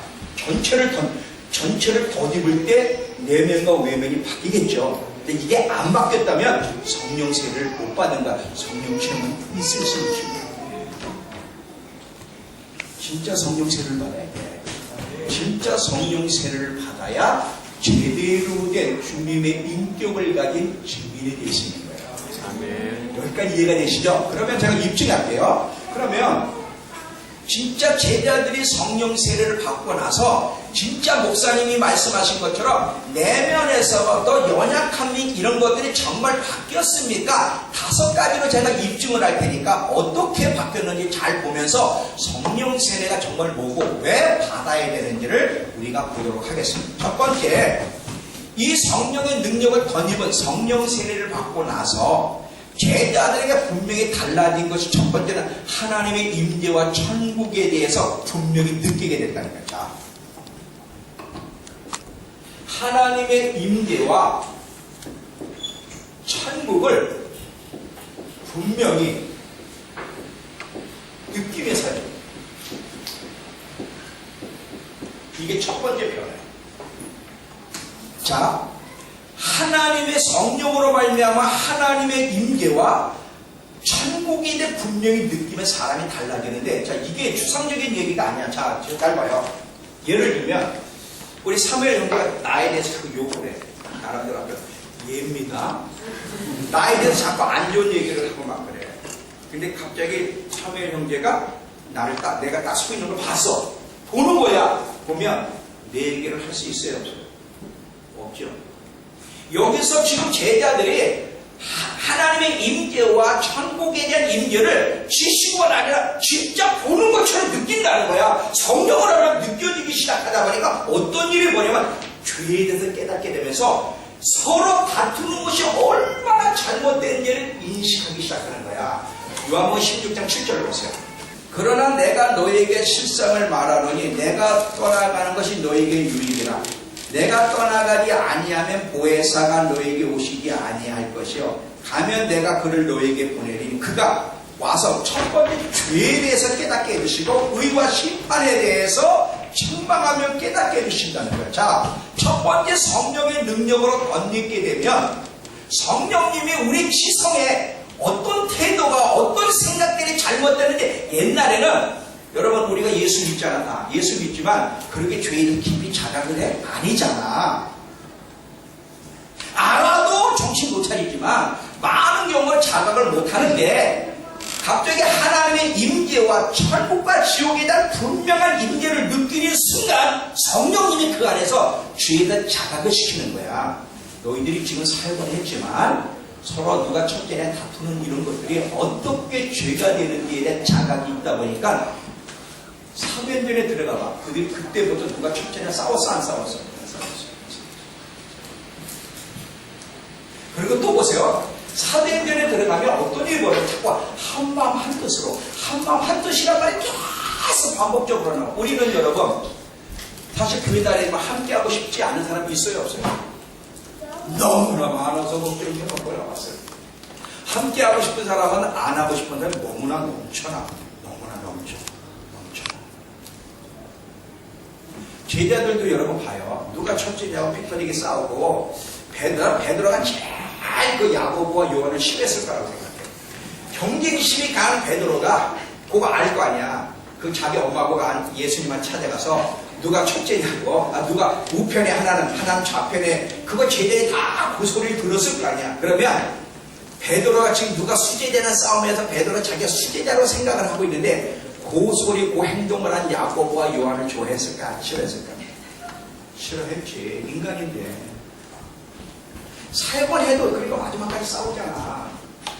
근데 여러분, 사도행전에 들어가 보면 성령의 능력으로 이 머리에서 발각이 덧입혀지면서 죄에 대한 분명한 자각, 그리고 하나님의 임재를 느끼는데 어떻게 죄악된 말과 행동을 할 수 있는 불가능한 거거든 지금. 성령 잘 봐요. 소욕이란 말하죠. 성령의 소욕과 육체의 소욕에 대한 얘기 여러분 갈라디아에 나오는 거 알죠? 이 둘은 서로 거스리는데 소욕. 성령이 충만하면 성령의 갈망이 나를 사로잡으면 하나님 하나님이 기뻐하는 생각과 말과 하나님을 향해 반응을 자연스럽게 하라. 왜? 그 소욕이 나를 불러일으키니까. 성령의 소욕에 사로잡히면 육신의 소욕은 점점 내게서 작아지고 성령이 이끌리게 되고, 반대로 육체의 소욕이 나를 지배하면 육적인 모습이 나타나는 거예요. 그러니까 성령을 덧입어서, 성령 세례로 완전히 덧입어서 하나님의 임재와 천국의 임재를 쫙 말하면 성령의 소욕이 지배하고 있는데 어떻게 옛 연약한 모습이 나타날 수 있느냐 이거지. 완벽할 수는 없지만 옛날 그 모습이 나타나. 그러니까 사도행전에 딱 들어가면 한데 옛날에는 함께하고 싶지 않았어. 이 사람만 보면 막 열받는데, 뚜껑이 열리는데, 근데 성령으로 덧입고 보니까 함께하고 싶은 마음이 일어나는 거야. 왜 그런지 아세요? 자, 잘 들어봐요. 부인들 잘 들어봐. 대부분 여인들이 남편에도 좋은 감정이 없어. 맞지? 끄떡끄떡해. 이 서로가 서로 좋은 감정이 없는데 잘 봐요. 사람은 장점과 단점 두 가지를 다 가지고 있는데, 우리의 문제는 단점을 너무너무 크게 본다는 거야. 단점이 10%고 장점이 90%라도 인간의 안목으로는 단점이 10%인데 그걸 90%로 가. 그리고 장점 90%를 10%로 깎아버려. 그래서 계속 단점만 보다 보니까 함께 할 수가 없는데, 잘 봐요. 라오디게이아에 세 가지를 사라 그래. 세 가지 산의 첫 번째 뭐죠? 불로 연단된 금을 사서 너로 구욕해 인격이고, 두 번째 흰옷을 사서 입어 얼거은 수치를 보이지 않게 하고, 세 번째 안약을 사서 예수님께로부터 안약을 사서 발라보게 하라. 자, 이 예수님께로부터 안약을 사니까 관점을 바꾸라는 건데, 이 관점이 바뀌어지면 어떤 일이 벌어지느냐면, 야곱이 야복강에서 씨름하고 나서 형이 400명의 군대를 데리고 지금 온다는 소리를 들었어. 그런데 형하고는 원수지간 아닙니까? 그런데 야복강 씨름하고 나서 형을 대면했을 때 야곱이 뭐라 그랬냐면, 형을 보니 하나님을 대면하는 것 같습니다. 이랬어. 이게 아부가 아니라, 지금 죽을까봐 두려워서 아부가 하는 게 아니라, 야복강가에서 하나님을 만나고 나니까 야곱 전체가 바뀌어진 거야. 전체가 바뀌어서 하나님의 관점을 보니까 원수가 아니라 하나님을 대면하는 것처럼 보여지는, 바뀌었어, 내면이. 자, 또 보세요. 예수님이 이 시몬 보고 이름을 뭘로 바꿔줬어? 베드로로. 근데 예수님은 이미 아직 베드로가 아닌데, 이미 베드로를 보면서 이미 베드로 바뀌어진 걸 바라보는 거야. 바뀌어진 걸 바라보고, 너는 베드로라 그래. 너는 베드로라. 근데 우리 관점으로 자꾸 시몬 그래. 예수님은 베드로라는데 우리는 아니라는 거지. 제 꼴을 보내는 거야. 시몬이. 이게 이제 우리의 문제라. 자, 다윗이 골리앗을 만났어요. 골리앗을 만났는데 사울과 이스라엘 백성은 골리앗이 너무 커 보여 막 두려워 떠는 거야. 두려워 떨고 사울이 자기 백성들을 볼 때 너무 한심해. 저게 무슨 군대냐고. 그런데 다윗이 딱 골리앗 앞에 나타나서 어떤 말을 하냐면, 사울이 내가 저를 가서 싸워 이기겠다 했더니, 안 돼! 걔는 어려서부터 용사야. 너 소년인데 안 돼! 근데 다윗이 뭐라냐면, 저 개 같은 짐승 같은 저거. 사울은 골리앗이 너무나 보이는데 다윗은 짐승에 불과한 거야. 그러면서 뭐라고 그 백성에게 말하면, 어찌 저 짐승 같은 저거가 하나님의 군대를 욕되게 해요. 잘 봐요. 지금 사울은 자기 백성을 보면 한심한 거야. 근데 다윗이 그 한심한 사람들을 보면서 어떻게 하나님의 군대로 왔을까? 관점이 바뀌었기 때문에. 이 17장이 등장하기 전에 16장 13절에 하나님의 영이 다윗을 감동하는 장면은, 감동하고 나서 17장 등장하고 나니까 관점이 달라지는 거죠. 자, 보겠습니다. 사무엘상 16장 13절에 16장, 사무엘이 기름 불병을 가져다가 그 형제들에게 그에게 부었더니, 이날 이후로 다윗이 여호와의 영에 크게 감동되니라. 사무엘이 떠나 라모라가 아니라 이 이후에 17장이 등장하는 거예요. 그러니까 하나님의 신에 사로잡히고 나니까 내면이 변화되고 관점이 바뀌다 보니까 한심한 사람이 한심한 사람으로 보이는 게 아니라 하나님의 군대로 보여요. 제가요, 이번에 하나님이 저한테 수정해야 될 걸 가르쳐준 게 있어요. 뭐냐면, 하나님이 오래 돌아서 저게 은혜를 너무 많이 주시는 거예요. 그래서 시작됐네. 그 다음 노래를 모르겠어요. 근데 한테 시작됐네 그래가지고 계속 시작됐네 이걸 밤새도록 불렀는데 우리 MIT를 봐도 안 시작될 것 같지 않아. 우리 믿음교회를 봐도 시작될 것 같지 않아. 하는 게 보면 여러분을 보고 하는 게 아니야. 이 서울 MIT 간사들 보면 내가 볼 때 양이 안 차. 너무 한심한 거야. 그래서 내가 하나님이 시작됐다는데 시작될 것 같지가 않아가지고 아이고, 저렇게 내가 그냥 암송을 하면 암송대 지지리 못하고 그렇게 아니 뭐 제대로 따라오는 게 없어요. 그래서 제가 이러고 있는데요. 하나님 저보러 너부터 만약을 사서 네 눈을 바꿔라. 네가 설교를 하기를 라오디게아 설교하면서 세 번째 예수님께로부터 안약을 사서 발라 제대로 보게 하라고 설교했지. 근데 너는 왜 네 눈으로 보면 아이고 저게 무슨 용사라고 네 눈으로 용사같이 안 보이는데 내 관점을 가지면 다르다 그러더라. 그러면서 이 다인 얘기를 해주시는 거예요 지금. 그래서 하나님의 관점에서는 이게 다 용사야. 그러면서 저한테 뭐라고 하시냐면 잘 봐요. 니네 지금 MIT 출신들이나 성도들을 보면 열매가 겉으로는 안 보인대. 근데 왜 열매가 안 보이냐면 뿌리를 지금까지 여러 가지 고난과 역경을 통해서 뿌리를 깊이 내리는 작업을 지금까지 했기 때문에 어떤 고난 가운데 폭풍 가운데도 흔들리지 않는 나무로 만들기 위해서 뿌리를 내리는 작업을 했기 때문에 겉으로 볼 때는 열매가 없지만 뿌리가 깊기 때문에 이들은 든든한 용사들이요. 때가 되면 너와 함께 동역하여 세계를 움직일 거라는 거야. 내 관점으로 네 팀들을 보라. 내가 해결을 했어요. 내가 볼 때는 이 시몬이야. 베드로가 아니라. 근데 하나님 뭐래? 시몬이냐 베드로라는 거지. 여러분 남편을 보면 시몬이야 베드로야.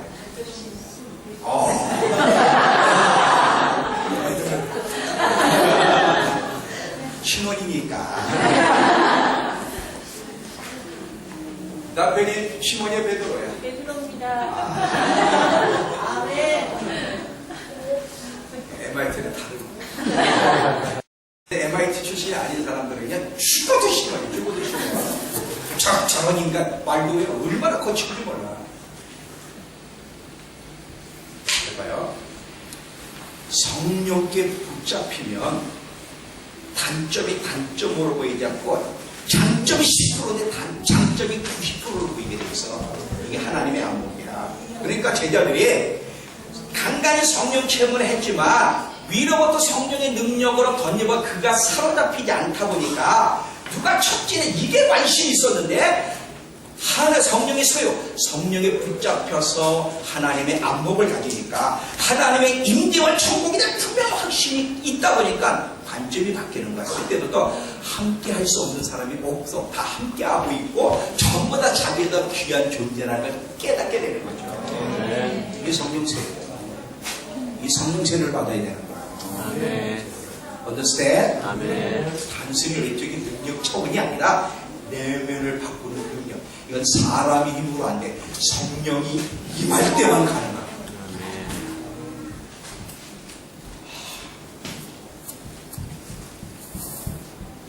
내가 여태까지 이걸 몰랐어.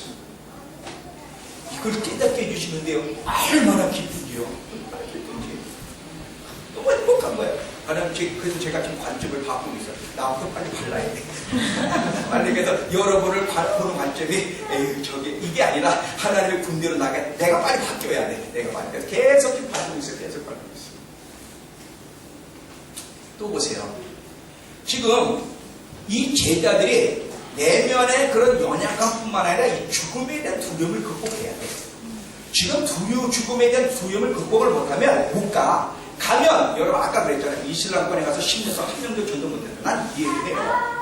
욕할 수 없는 게 왜? 나도 그 현장에 가면 그럴 수밖에 없는 게 사람은 죽음에 대한 두려움이 있기 때문에 지금 죽음에 대한 현장을 안 가본 사람은 여기서 에이 그럴 수 뭐 저런 식이야. 아니 선교사 나갔으면 목숨을 내라 이게 하지만 본인이 실제 가면 그게 또 다르거든요. 그러면 우리 모두가 죽음을 극복을 해야 돼. 앞으로 여러분 적그리스도 앞에서 담대히 증인이 되려면 적그리스도는 한 인물은 이슬람은 저리 가는데 어떻게 그를 극복하고 담대히 증인이 될 수 있냐면 그 담대함은 성령으로 주어지는 것, 성령. 사랑의 죽음보다 강하다고 하나님의 사랑이 나를 사로잡으면 죽음도 극복할 수 있다. 아멘. 이 사도행전에 들어가 보면요, 제자들이 사도행전에 막 도망다니다가 사도행전에 들어가면 복음 전에다 붙잡혀도 매도 맞았는데도 그렇게 매 맞은 것을 특권으로 여기고 계속 기도하기를 더 담대하게 복음을 전해달라고 꼼꼼히 이렇게 기도를 하고 있고, 사도 바울 같은 경우는 빌립보 감옥에서 그렇게 흘러터졌는데도 감옥에서 찬송을 보니까 옥문이 열렸단 말이지. 어떻게 사람들이 저렇게 죽음을 두려워하지 않을 수 있는가? 성령 세례를 받을 때 성령에 붙잡히면 연약함을 극복할 수 있다. 아멘. 사람이시구나. 마지막을 준비하려면 우리 모두가 다 성령 세례를 받아야 돼. 이번에 성령 세례를 받는 귀한 집화 되기를 축원합니다. 아멘.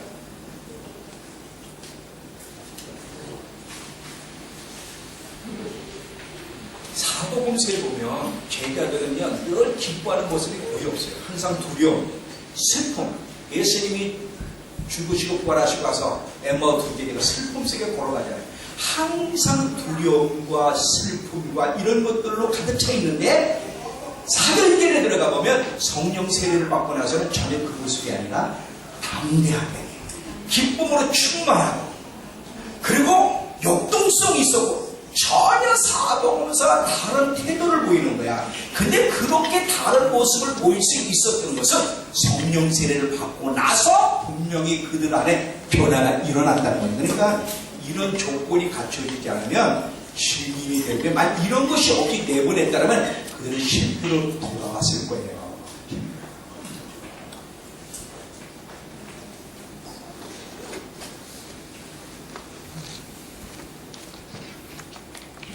오직 성령을 사람의 그 타락한 본성과 연약감을 극복하려면 반드시 성령이 임해서 하나님에 대한 분명한 인식과 천국에 대한 분명한 인식 속에 살아가면 사람이 진짜 달라질 수 있습니다. 만약에 저와 여러분 이렇게 변화된 가운데 직장 안에 어느 요새 가면 아마 거기에 엄청난 북이 일어나요. 엄청난. 근데 북이 안 일어나는 이유는 뭐냐면, 껍데기는 예수인데 껍데기는 그리스도인데 속이 아니야. 그러다 보니까 전혀 영향을 못 끼치는 거지.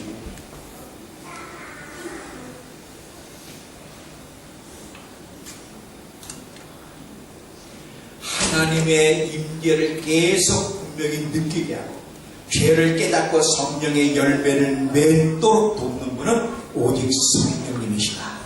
이 성령으로 덧입는 성령 세례로 성령으로 충만한 저와 여러분들에게 축원합니다. 네. 두 번째 또 어떻게 바뀌었나 잘 보세요. 이 성령 세례를 받고 제자들이 세상 사람들과 완전히 구별된 삶을 살았어요. 구별된. 어떻게 구별된 삶을 살았느냐면, 제자들이 사복음서에 보면 항상 자기 안전이 우선이야. 예수님 제자들 할 때 뭐야? 자기 살겠다고 예수님 부인하고 자기 안전을 먼저 선택한 사람들이 제자들이야. 사실 여러분, 우리 예수 믿지만 내 안전이 우선이야? 예수님이 우선이야? 내 안전이 우선이야. 자기 유익이 우선이고, 항상 마음이 땅에 있고, 그리고 땅에서 더 잘 되고 살아가는 것이 더 관심이야. 우선순위에 있어서나 가치관에 있어서나 관심에 있어서 예수 믿어도 별 변화가 없어. 그런데 이런 부분의 확실한 변화와 함께 우선순위가 어떤 상황 속에서도 하나님의 영광, 하나님의 나라, 내 목숨보다 하나님의 영광을 진구하는 일에 목숨을 내놓을 수 있는 분명한 구별된 삶을 살아갈 수 있으려면 성령 세례를 받아야 돼. 성령 세례를 받고 이 제자는 분명히 바뀌었어. 분명히 바뀌었어. 오늘날은요, 구별된 그리스도인들을 보기가 진짜 어려워요. 그냥 세상의 것을 교회 프로그램에 들어오기 정신 막 들여오려고 막 혈안이 돼 있고, 껍데기는 그리스도인이야. 목걸이 혹시 오해 마세요. 목걸이 물매기 시작이야. 그리스도인인데 이 속이 아니야. 이 속이. 가치관을 봐도 우선순위를 봐도 관심을 봐도 아니야. 그러니까 세상 사람들이 영향을 받을 수 있는 게 하나도 없는 거야. 그런데 오순절날 제자들에게 성령이 임하여 성령이 사로잡히고 나니까 정말 우선순위, 가치관, 관심 자체가 완전히 달라지고 자기가 먼저가 아니라 하나님의 나라가 우선이 되는 사람으로 바뀌어졌다는 거죠. 아멘. 왜 그래요? 성령의 소욕이 그를 붙잡고 있게 되니까 이렇게 반응하는 것이 당연한 거예요. 당연한 거. 그런데 성령 세례받지 않은 사람은 육체의 소욕이 붙잡고 있기 때문에 우선순위의 가치관이 달라질 수가 없어요. 신앙 고백을 했는데 세 번째, 이 성령 세례를 받게 되면 우리가 전하는 복음이 능력으로 전달돼요. 능력으로. 자, 들어보세요.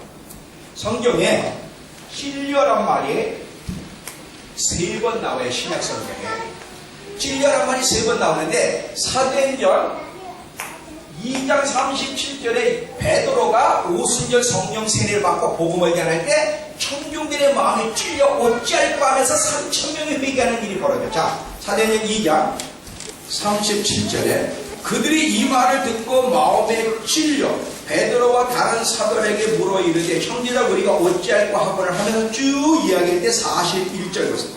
그 말을 받은 사람들은 세례를 받음에 이날에 신도의 수가 3,000이나 더라. 여러분 이런 일을 볼 수 있어요?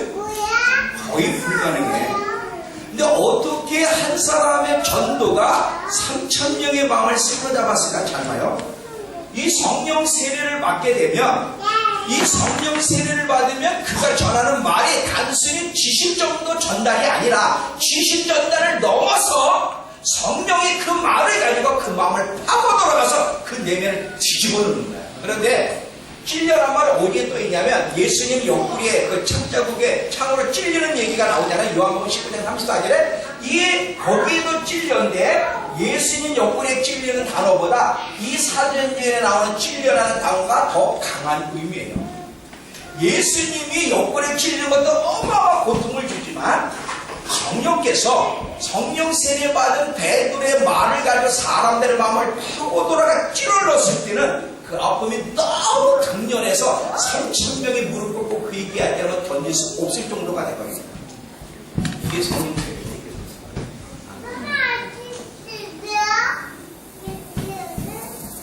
저는요 이런 성령 세례를 가지고 말씀을 전하는 메신저가 됐습니다. 지금 제 1선이 이겁니다. 잘 봐요. 오늘날 주일날 그렇게 많은 종교의 설교를 하는데 왜 안 받습니까? 요즘은 부흥회도 안 불러. 부흥회도 왜 안 불러? 한국도 부흥회를 안 해. 왜냐면 부흥회를 불러봐야 하는 거 없어. 기도도요. 마가다락방에 제가 가가지고 그 박보영 목사님 그 마가다락방 집회하니까요. 위아래 꽉 찼는데 다른 데 가보세요. 사람들이 없습니다. 딱 사람들이 채워져 있는 데가 3군데 제가 알기로. 그 마가다락방하고 신돌산 윤석전 목사님이라는 거기. 그리고 여기는 순동교회가 운영. 거기는 성도들을 응원하니까 일반적으로 개인이 기도원장에 운영하는 데는 거의 사람 유명한 강사를 초대해도 없어요. 그런데 와 위아래 그냥 꽉 찼어요. 얼마나 사람들이 많아요. 근데 그런 데가 거의 없거든. 왜 안 보이느냐면 그렇게 유명한 강사들이 와 설교해도 마음에 찔러주는 게 없는 거예요. 회개를 일으키는 게 없는 거예요. 정보는 주고 막 재밌는 얘기를 하고 막 거기에 뭐 엔터테인먼트 막 이상한 얘기도 막 하는데 하까까까까 우는데 뒤집어지는 일이 하나님 저는 그런 메신저가 되지 않게 해주십시오. 말씀을 정복해가는 메신저가 되게 해주십시오. 미국의 어느 소도시를 목사님이 찾아갔는데 술집이 없어요. 그래서 어떻게 이 도시에 모든 도시에 술집인데 이 도시에는 술집이 없습니까? 그랬더니 거기 있는 사람들 입으로 오래전에 우리 마을에 요한 웨슬리라는 하나님의 사람이 집회를 하고 지나가는데 그 이후에 술집이 가문을 닫고 지금까지 없습니다. 100년 넘어. 이게 말씀의 파워야. 이런 메신저가 지금 없기 때문에 문제지. 이런 메신저가 신학을 하고 내노란 메시지가 많은데도 이런 메신저가 없는 게 지금 문제인 메신저가 없는 거예요.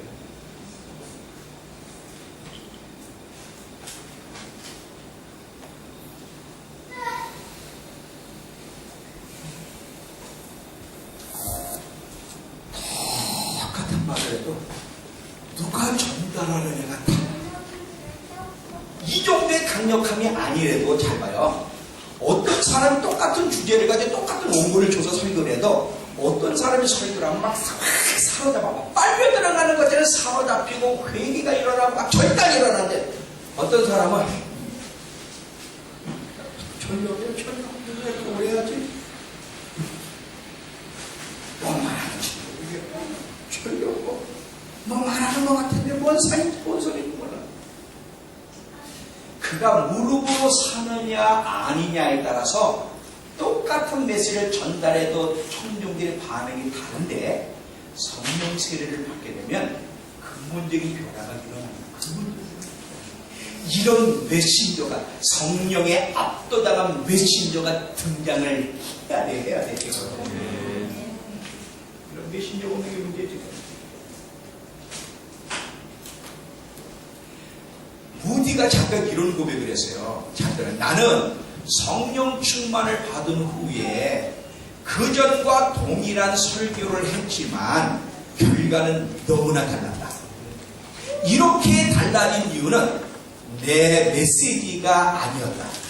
사람들의 마음을 관통하는 성령의 능력 때문이었다. 내가 성령 충만받기 전에는 논리적으로 사람을 설득과 달라고 간청하였지만 성령이 임한 후에 말씀을 전할 때 성령이 듣는 청중들의 사고력을 뚫고 들어가 그들 내면을 바꿨기 때문에 이런 일이 일어났다.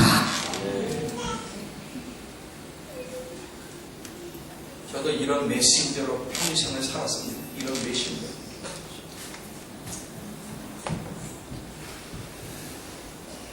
벤자민 목사님께 2주 집회를 했다고 그랬잖아요. 뉴욕에. 이분이 7월에 한 번 더 요청해요.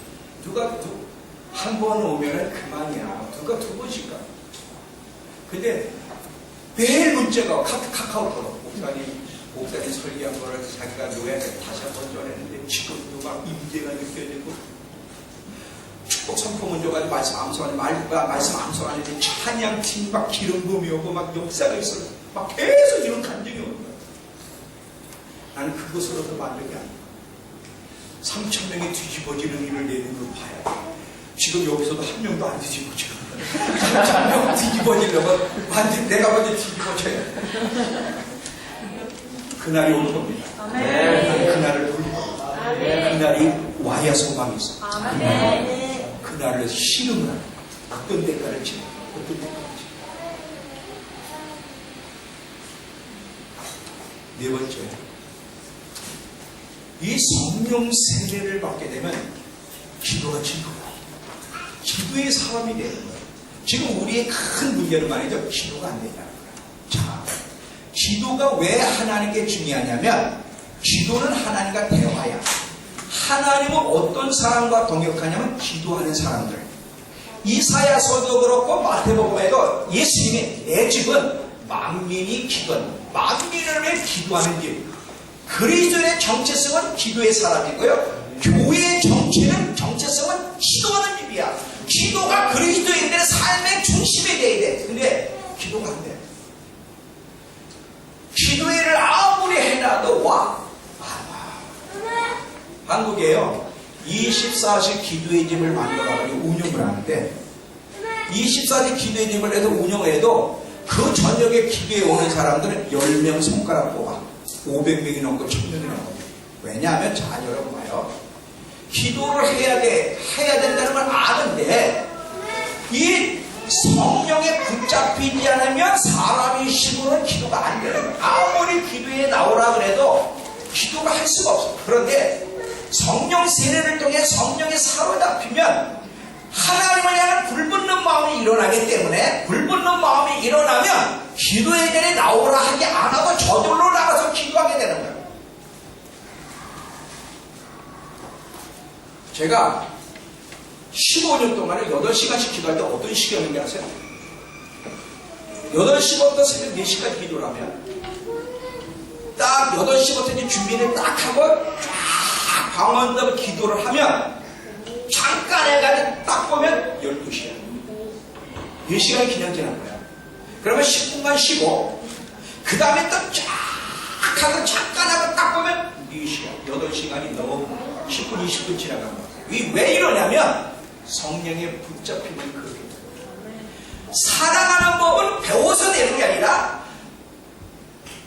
하나님의 사랑에 불붙으면 성령에 붙잡히면 저절로 사랑하게 되고 성령에 붙잡히면 기도의 법을 따로 배우지 않아도 기도하는 사람이 되게 돼 있어. 제자들이 그렇게 기도가 안 돼가지고 예수님을 늘 따라다니면서 기도에 대한 데 가서 늘 찾고 그래서 자기들한테 답답하니까 기도하는 법을 가르쳐달라고 했지만 오순절 성령이 임하고 사명에 딱 들어가면 그들은 항상 기도의 사람이었던 걸 보게 돼요. 어떻게 그렇게 바뀔 수 있을까? 성령에서. 지금도요, 제가 이렇게 집회 오면 8시간은 못해요. 그리고 이 코피 터지고 나서는 좀 줄여, 저도 잠을 자야 돼서 5시간, 한 6시간을 기도하는데 여기서는 꼭 4시간을 기도합니다. 그런데 봐요. 4시간을 기도한다는 게 쉽지 않잖아요. 내가 이 사역하면서 저는 눈만 뜨면 기도해야지. 눈만 뜨면 성경 봐야지. 이게 왜 저절로 이래요? 우리는 눈만 뜨면 뭐예요?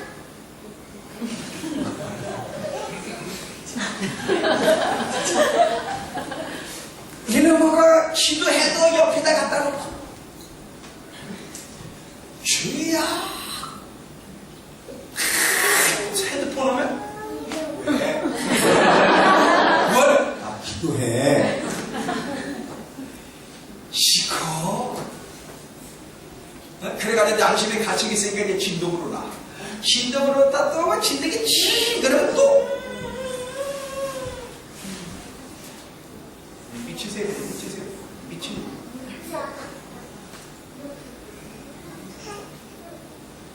왜 그러냐면 여러분 안 돼. 성령의 소욕이 아니라 육체의 소욕이 붙잡고 있기 때문에 성령의 소욕이 붙잡히면 그런 식으로 안 돼. 잘 봐요. 사람이 여유 있을 때, 여유 있는 시간이 주어질 때 그 사람이 뭘 선택하느냐가 그 사람이거든요. 성령의 소리, 성령이 충만하고 성령 세례로 그 사로잡히면 성령으로 불붙어 있기 때문에 시간만 주어지면 자동적으로 하나님께 초점을 맞추게 돼요. 성경 PD 핸드폰 안 쳐. 기도하지 다른 거 하네. TV. 문제는 뭐냐면 왜 안 되느냐면 그게 왜 힘드냐면 성령께 붙잡혀 있지 않기 때문에 붙잡히면 자동적으로 자동적으로 눈 뜨고 있으면 자는 거 외에는 성경 보고 기도하는 거지 뭐 우리 하나님 백성들한테 하나님 백성들은 단순하게 살아야 돼. 집교회 집교회 직장 집교회 이거 항상 틈만 있으면 성경입니다. 요즘요 하나님이 성경을 가르쳐 주시는데 너무 맛있어가지고 막 미치는 거예요. 그래서 내 성경을 요번에 벤자민 목사가 했더니 이 성경 임파테이션 받았다고 누가 달라서 줬어. 성경을 가지고 근데 그분이요 전화 와서 성경이 그렇게 재밌대. 줬는데 목사님 성경이 이렇게 맛이 있는. 그래서 성경을 또 샀어. 이걸 뺏으면 안 돼. 사진이 제가 안 되겠네. 너무너무 재밌는 거예요. 막 성경이. 그러니까 막 비행기에서 7시간, 8시간 그거요. 그 시간 막 성경 보고 기도하고 막 묵상하고 막. 시간 금방 가. 어디 영화를 볼 수 있는 시간이 있어요. 누구에게 붙잡히느냐. 이거 억지로는 안 돼. 성령 세례를 통해 성령에게 붙잡히지 않으면요. 마음은 있는데 안 돼. 왜? 육체의 소욕에 끌고 가기 때문에.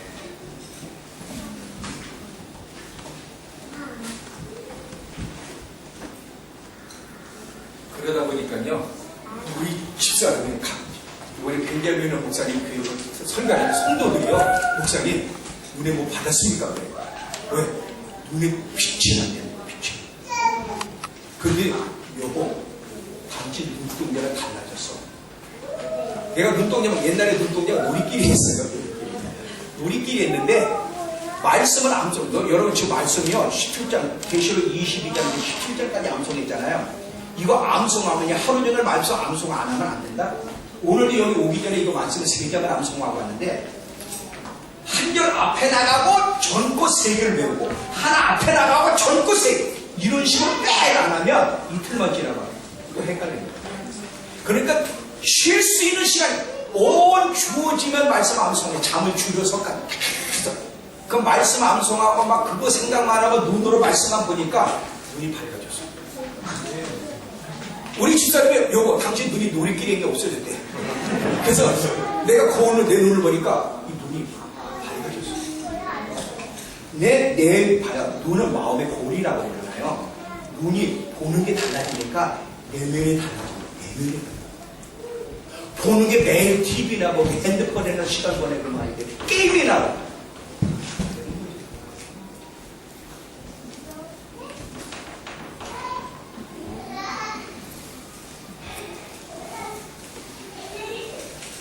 많은 그리스도인들이 기도에 관심이 없어. 도전을 받고 회개를 일주일을 못 가. 왜? 그 소욕이 안 바뀌었기 때문에. 소욕이. 여기서 여러분 은혜 받으면 한다? 그래. 내가 피곤해. 그래가지고 막 집에서 일주일을 하다가 일주일 지나면 그렇지 뭐 내가. 내면이 바뀌어요. 내면을 바꾸는 분이 성령님이세요.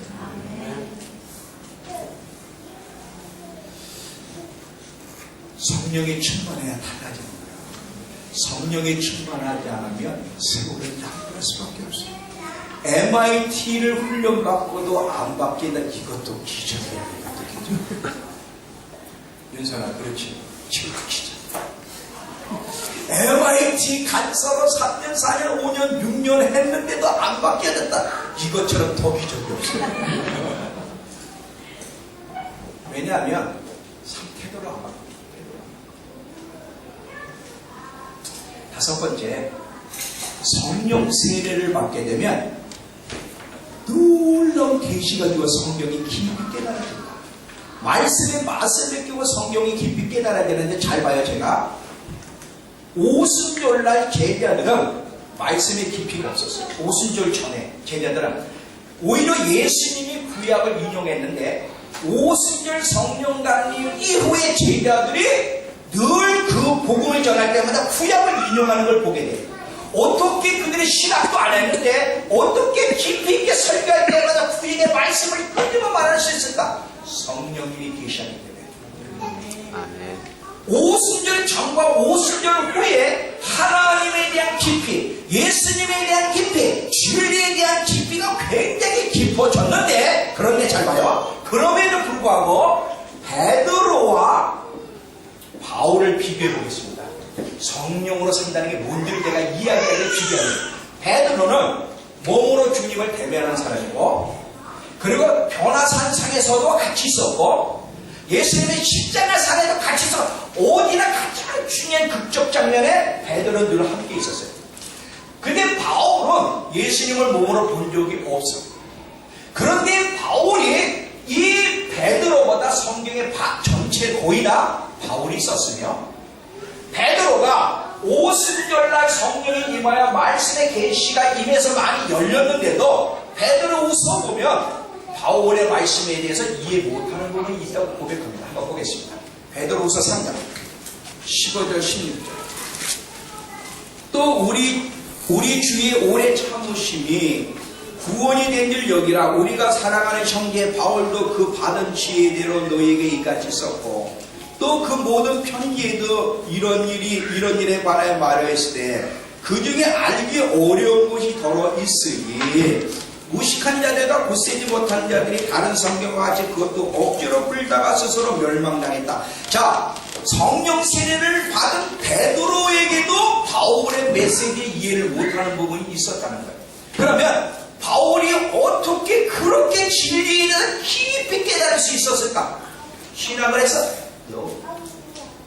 그는 다음의 세계에서 성령으로 예수님을 만나고 평생의 몸으로 주님을 대면한 적이 없지만 항상 성령 안에서 걸어가면서 성령님이 조명해 주셨기 때문에 그 누구보다도 예수님에 대해서, 하나님에 대해서, 진리에 대해서 깊이 깨달을 수 있었고, 그래서 그것을 모든 사람 더 많이 성경을 쓸 수 있었던 건데, 그 가능성은 오직 성령을 해서. 여러분, 성령으로 산다는 게 뭔지 감이 잡히세요? 성령으로 산다는 게. 여러분들 이게 이해가 돼야 돼. 성령을 통해서 한다는 게 도대체 어느 정도고 무엇인지 여러분이 이해를 해야, 그래, 성령님이 아니면 대안이 없구나를 알지. 이게 이해가 안 되면요 또 마찬가지로 돌아가는 거예요. 성령님 외에는 대안이 없어요. 제가 지금 이런 깨달음이 어디서 책에서 보고 가는 게 아니에요.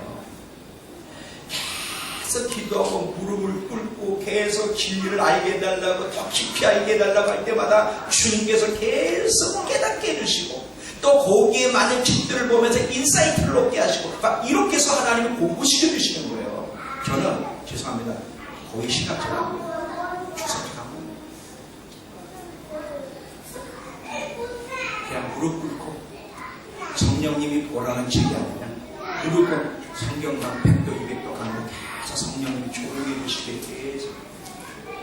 여기서 할 얘기가 너무 많기 때문에 다루가 참 많이 필요가 없어요. 그 얘기가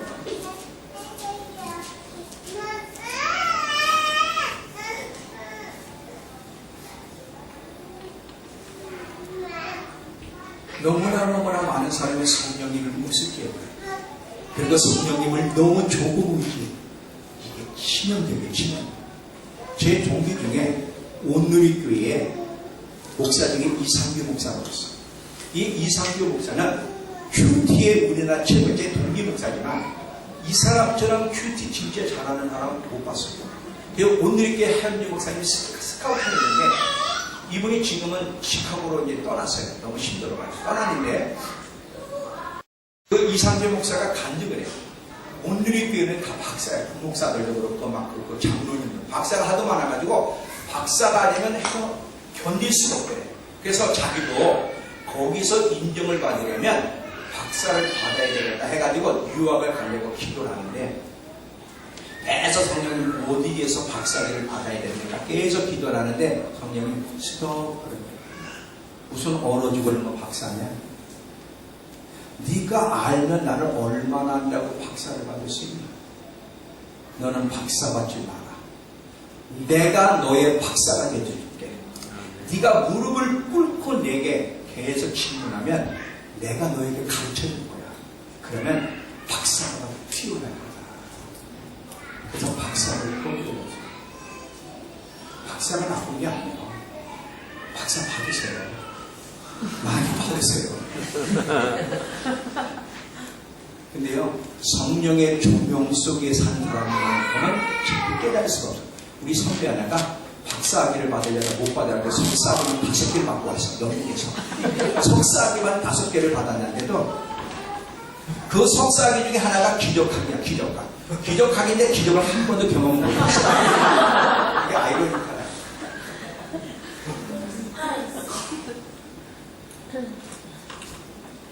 이제 결론을 맺겠습니다. 성령으로가 아니면 다른 모든 조건이 갖춰졌어도 무가치하다. 성령의 조명이 있을 때만 우리가 가지고 있는 모든 자료들이 빛을 발하는 것이, 성령 세례가 아니면, 성령의 조명이, 성령의 덧입힘이 없으면 우리가 가지고 있는 자료들은 아무 가치가 없다. 그래서 성령 세례를 받을 수 있도록 간절히 기도해야 되는데 어떻게 받는지만 이야기하고 마칠게요.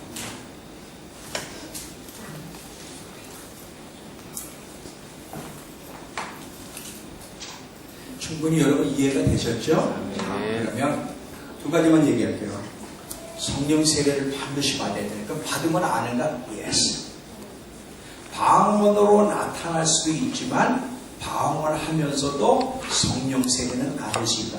지금 제가 나열한 거 이런 증거들이 없다면 방언을 해도 귀한 것이고 성령의 영향으로 받았지만 성령 세례는 아직 못 받았다.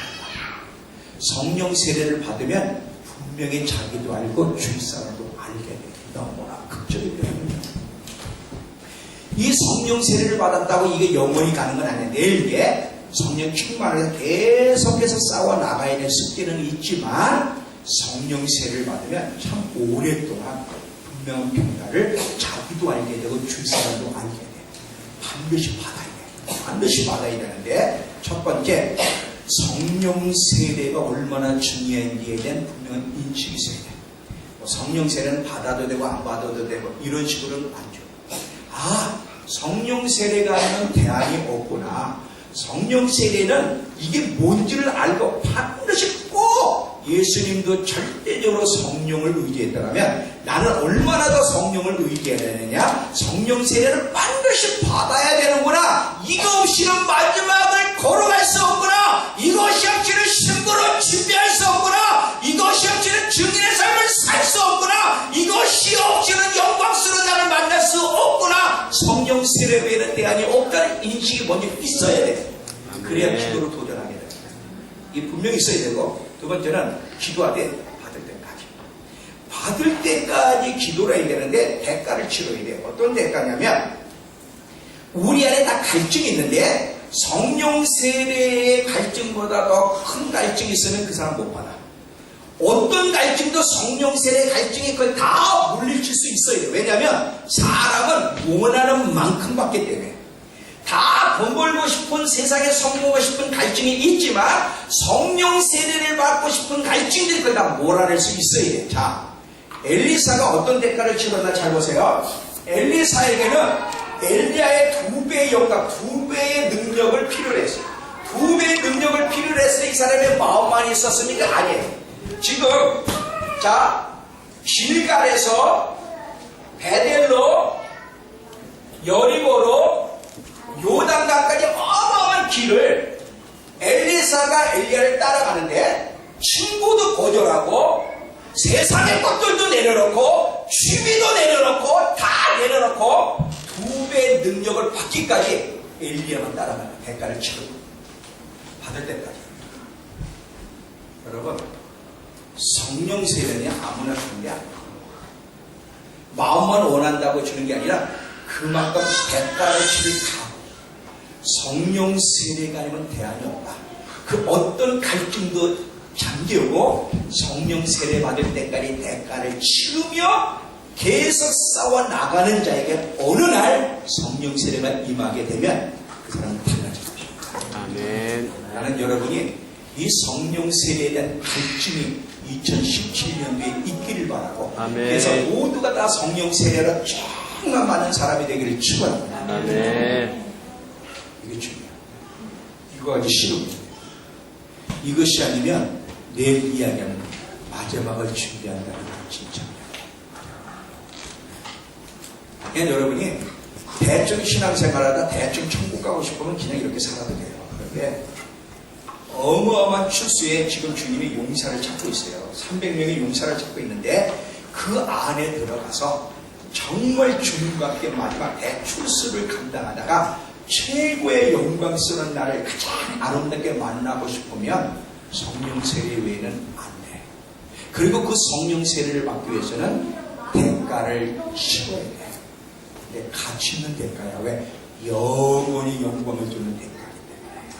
그래서 오늘 여러분 이 성령 세례가 뭔지를 다시 한번 인식하면서, 만약에 여러분이 아직 성령 방언을 하지만 성령 세례는 아직 못 받았거나 깨달은 자는 성령 세례를 위해서 실험하시고 성령 세례를 받을 수 있는 저와 여러분에게 축원합니다. 다 같이